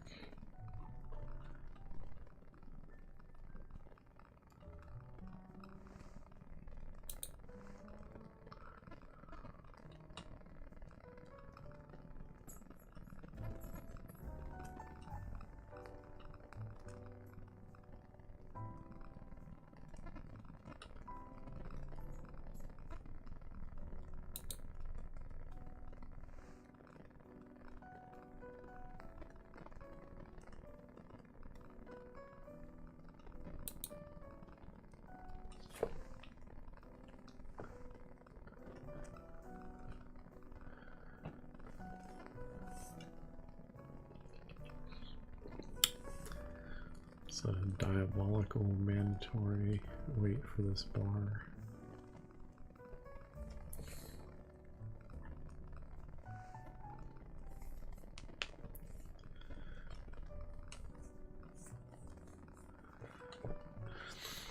I see down here that other stages are probably a little bit more complicated.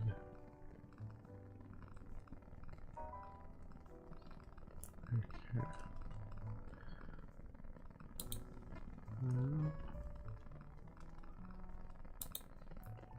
Okay.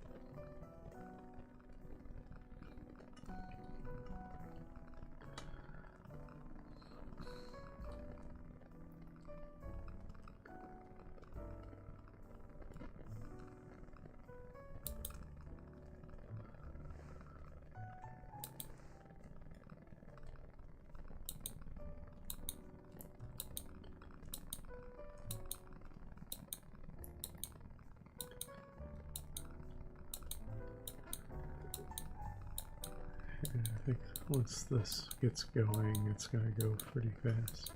I have unlimited fire.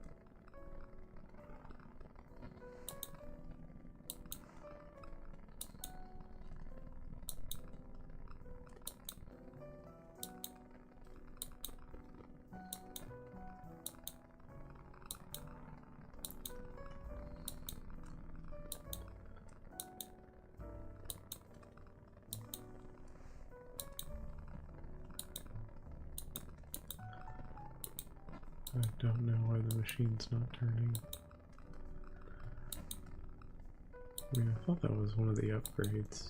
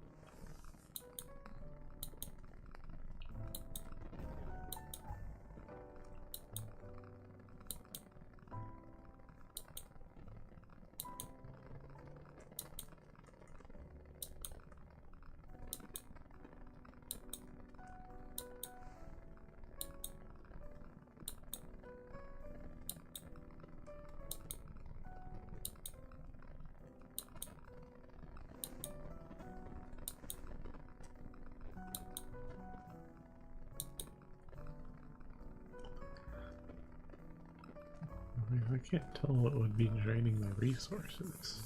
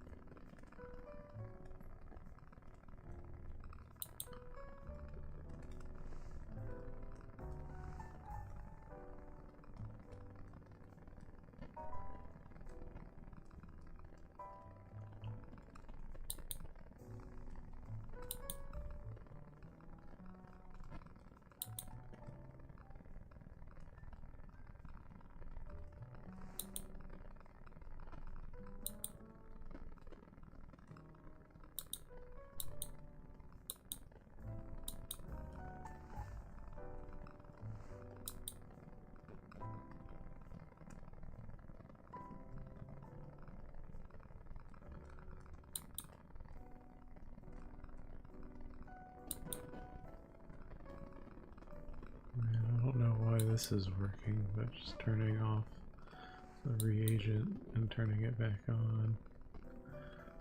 There we go.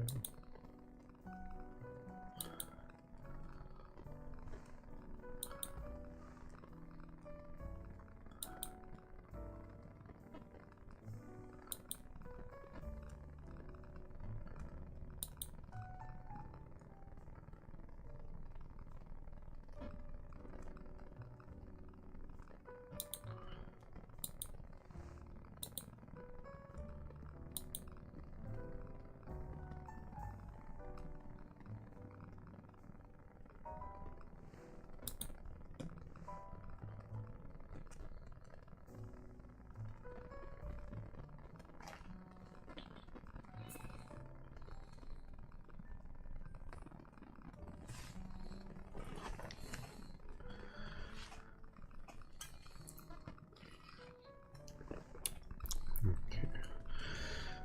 So we had to like kind of get them going.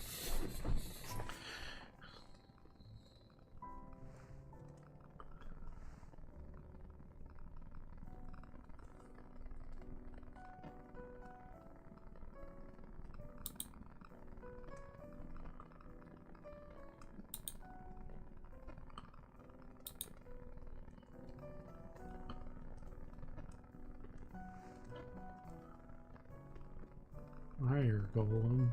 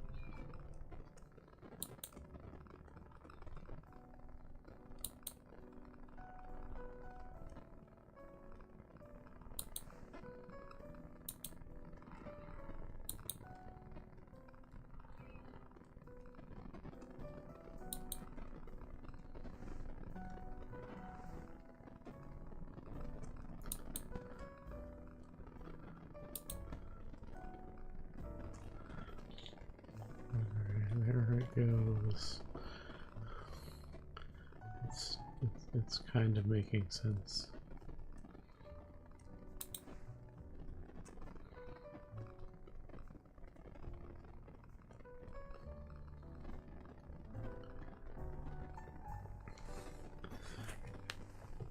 I mean, this makes sense though, they're just kind of introducing you to the idea, so you're doing it over and over and over.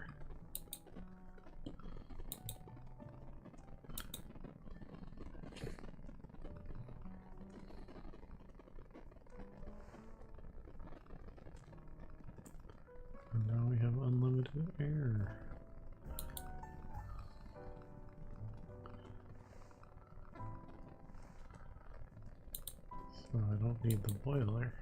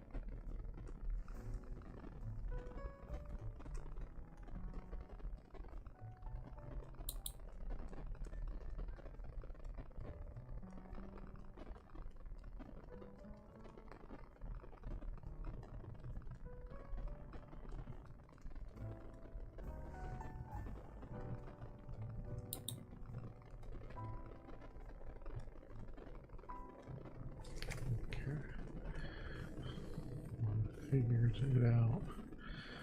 I don't know when they'll overflow, but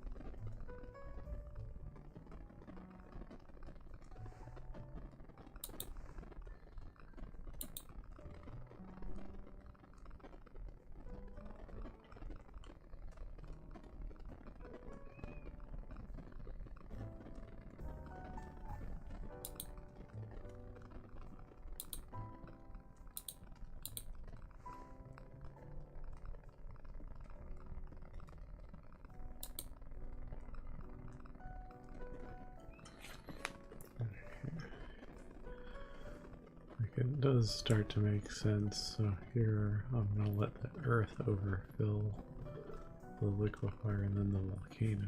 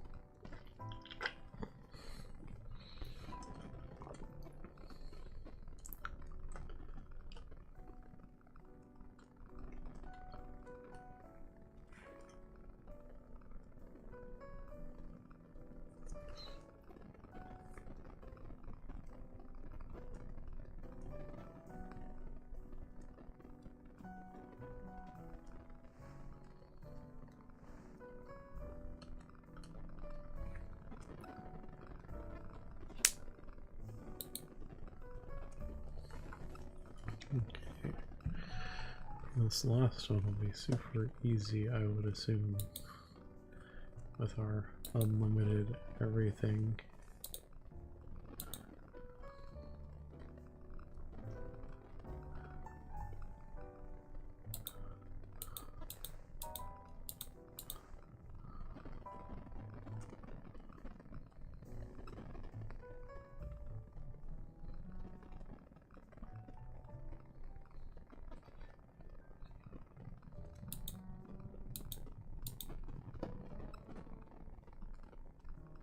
Alright.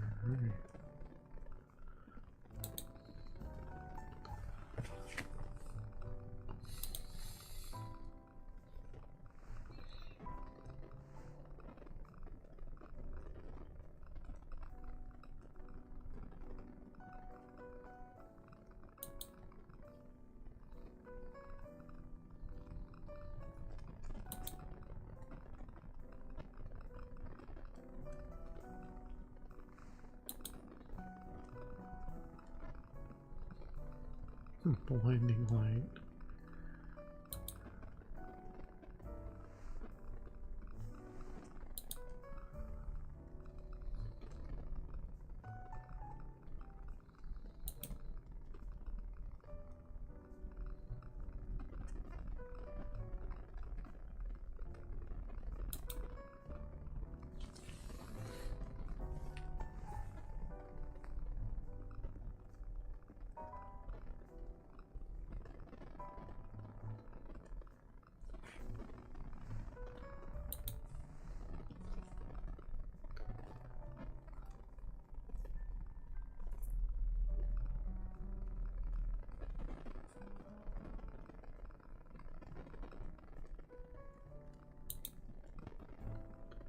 It's not looking good.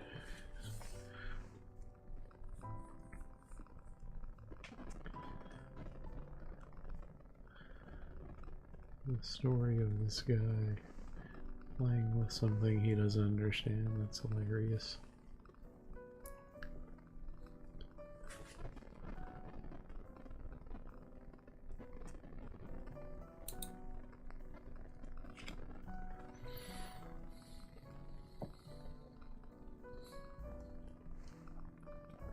Is 899 a good amount of clicks? Did I do okay?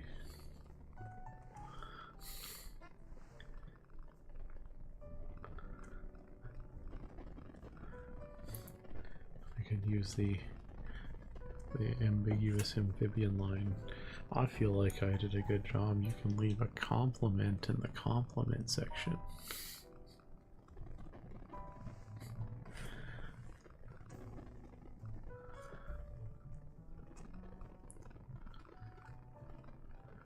This is a lovely little experience.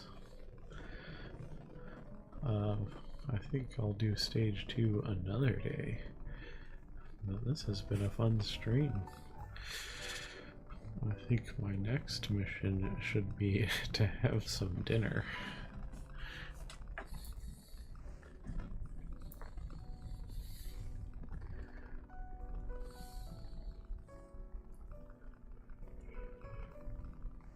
I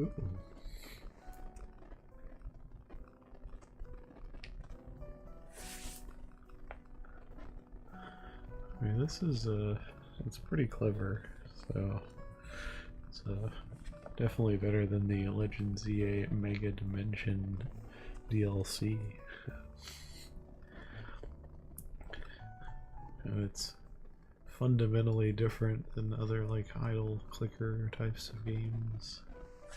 This was made by a certain kind of nerd, and I know when I scroll down I can see this definitely looks like the kind of thing that was made by a mega nerd. Probably someone a bit smarter than our friend Alex. And that's saying something, because he's pretty smart.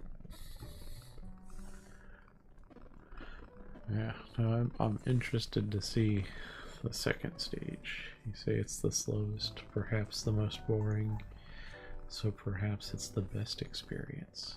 Yeah.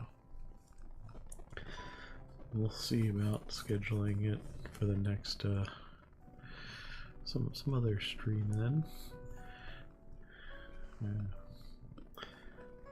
Thank you for the recommendation. Oh, I can also just say I know another game I wanted to potentially do. Katamari, what's the new game? Once Upon a Katamari? Yeah. Slowest not equals boring. That's pretty accurate. Yeah. So like I think end of high school-ish, there was this game that came out, Katamari Dynasty. They released a new version, which I hear is decent, in October. It's a massive $30.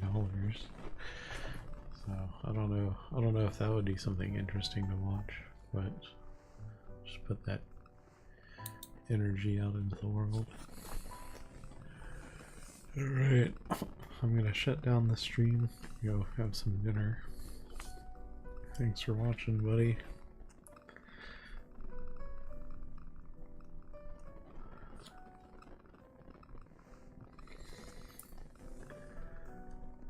Maybe you can stream something in a little bit, I don't know.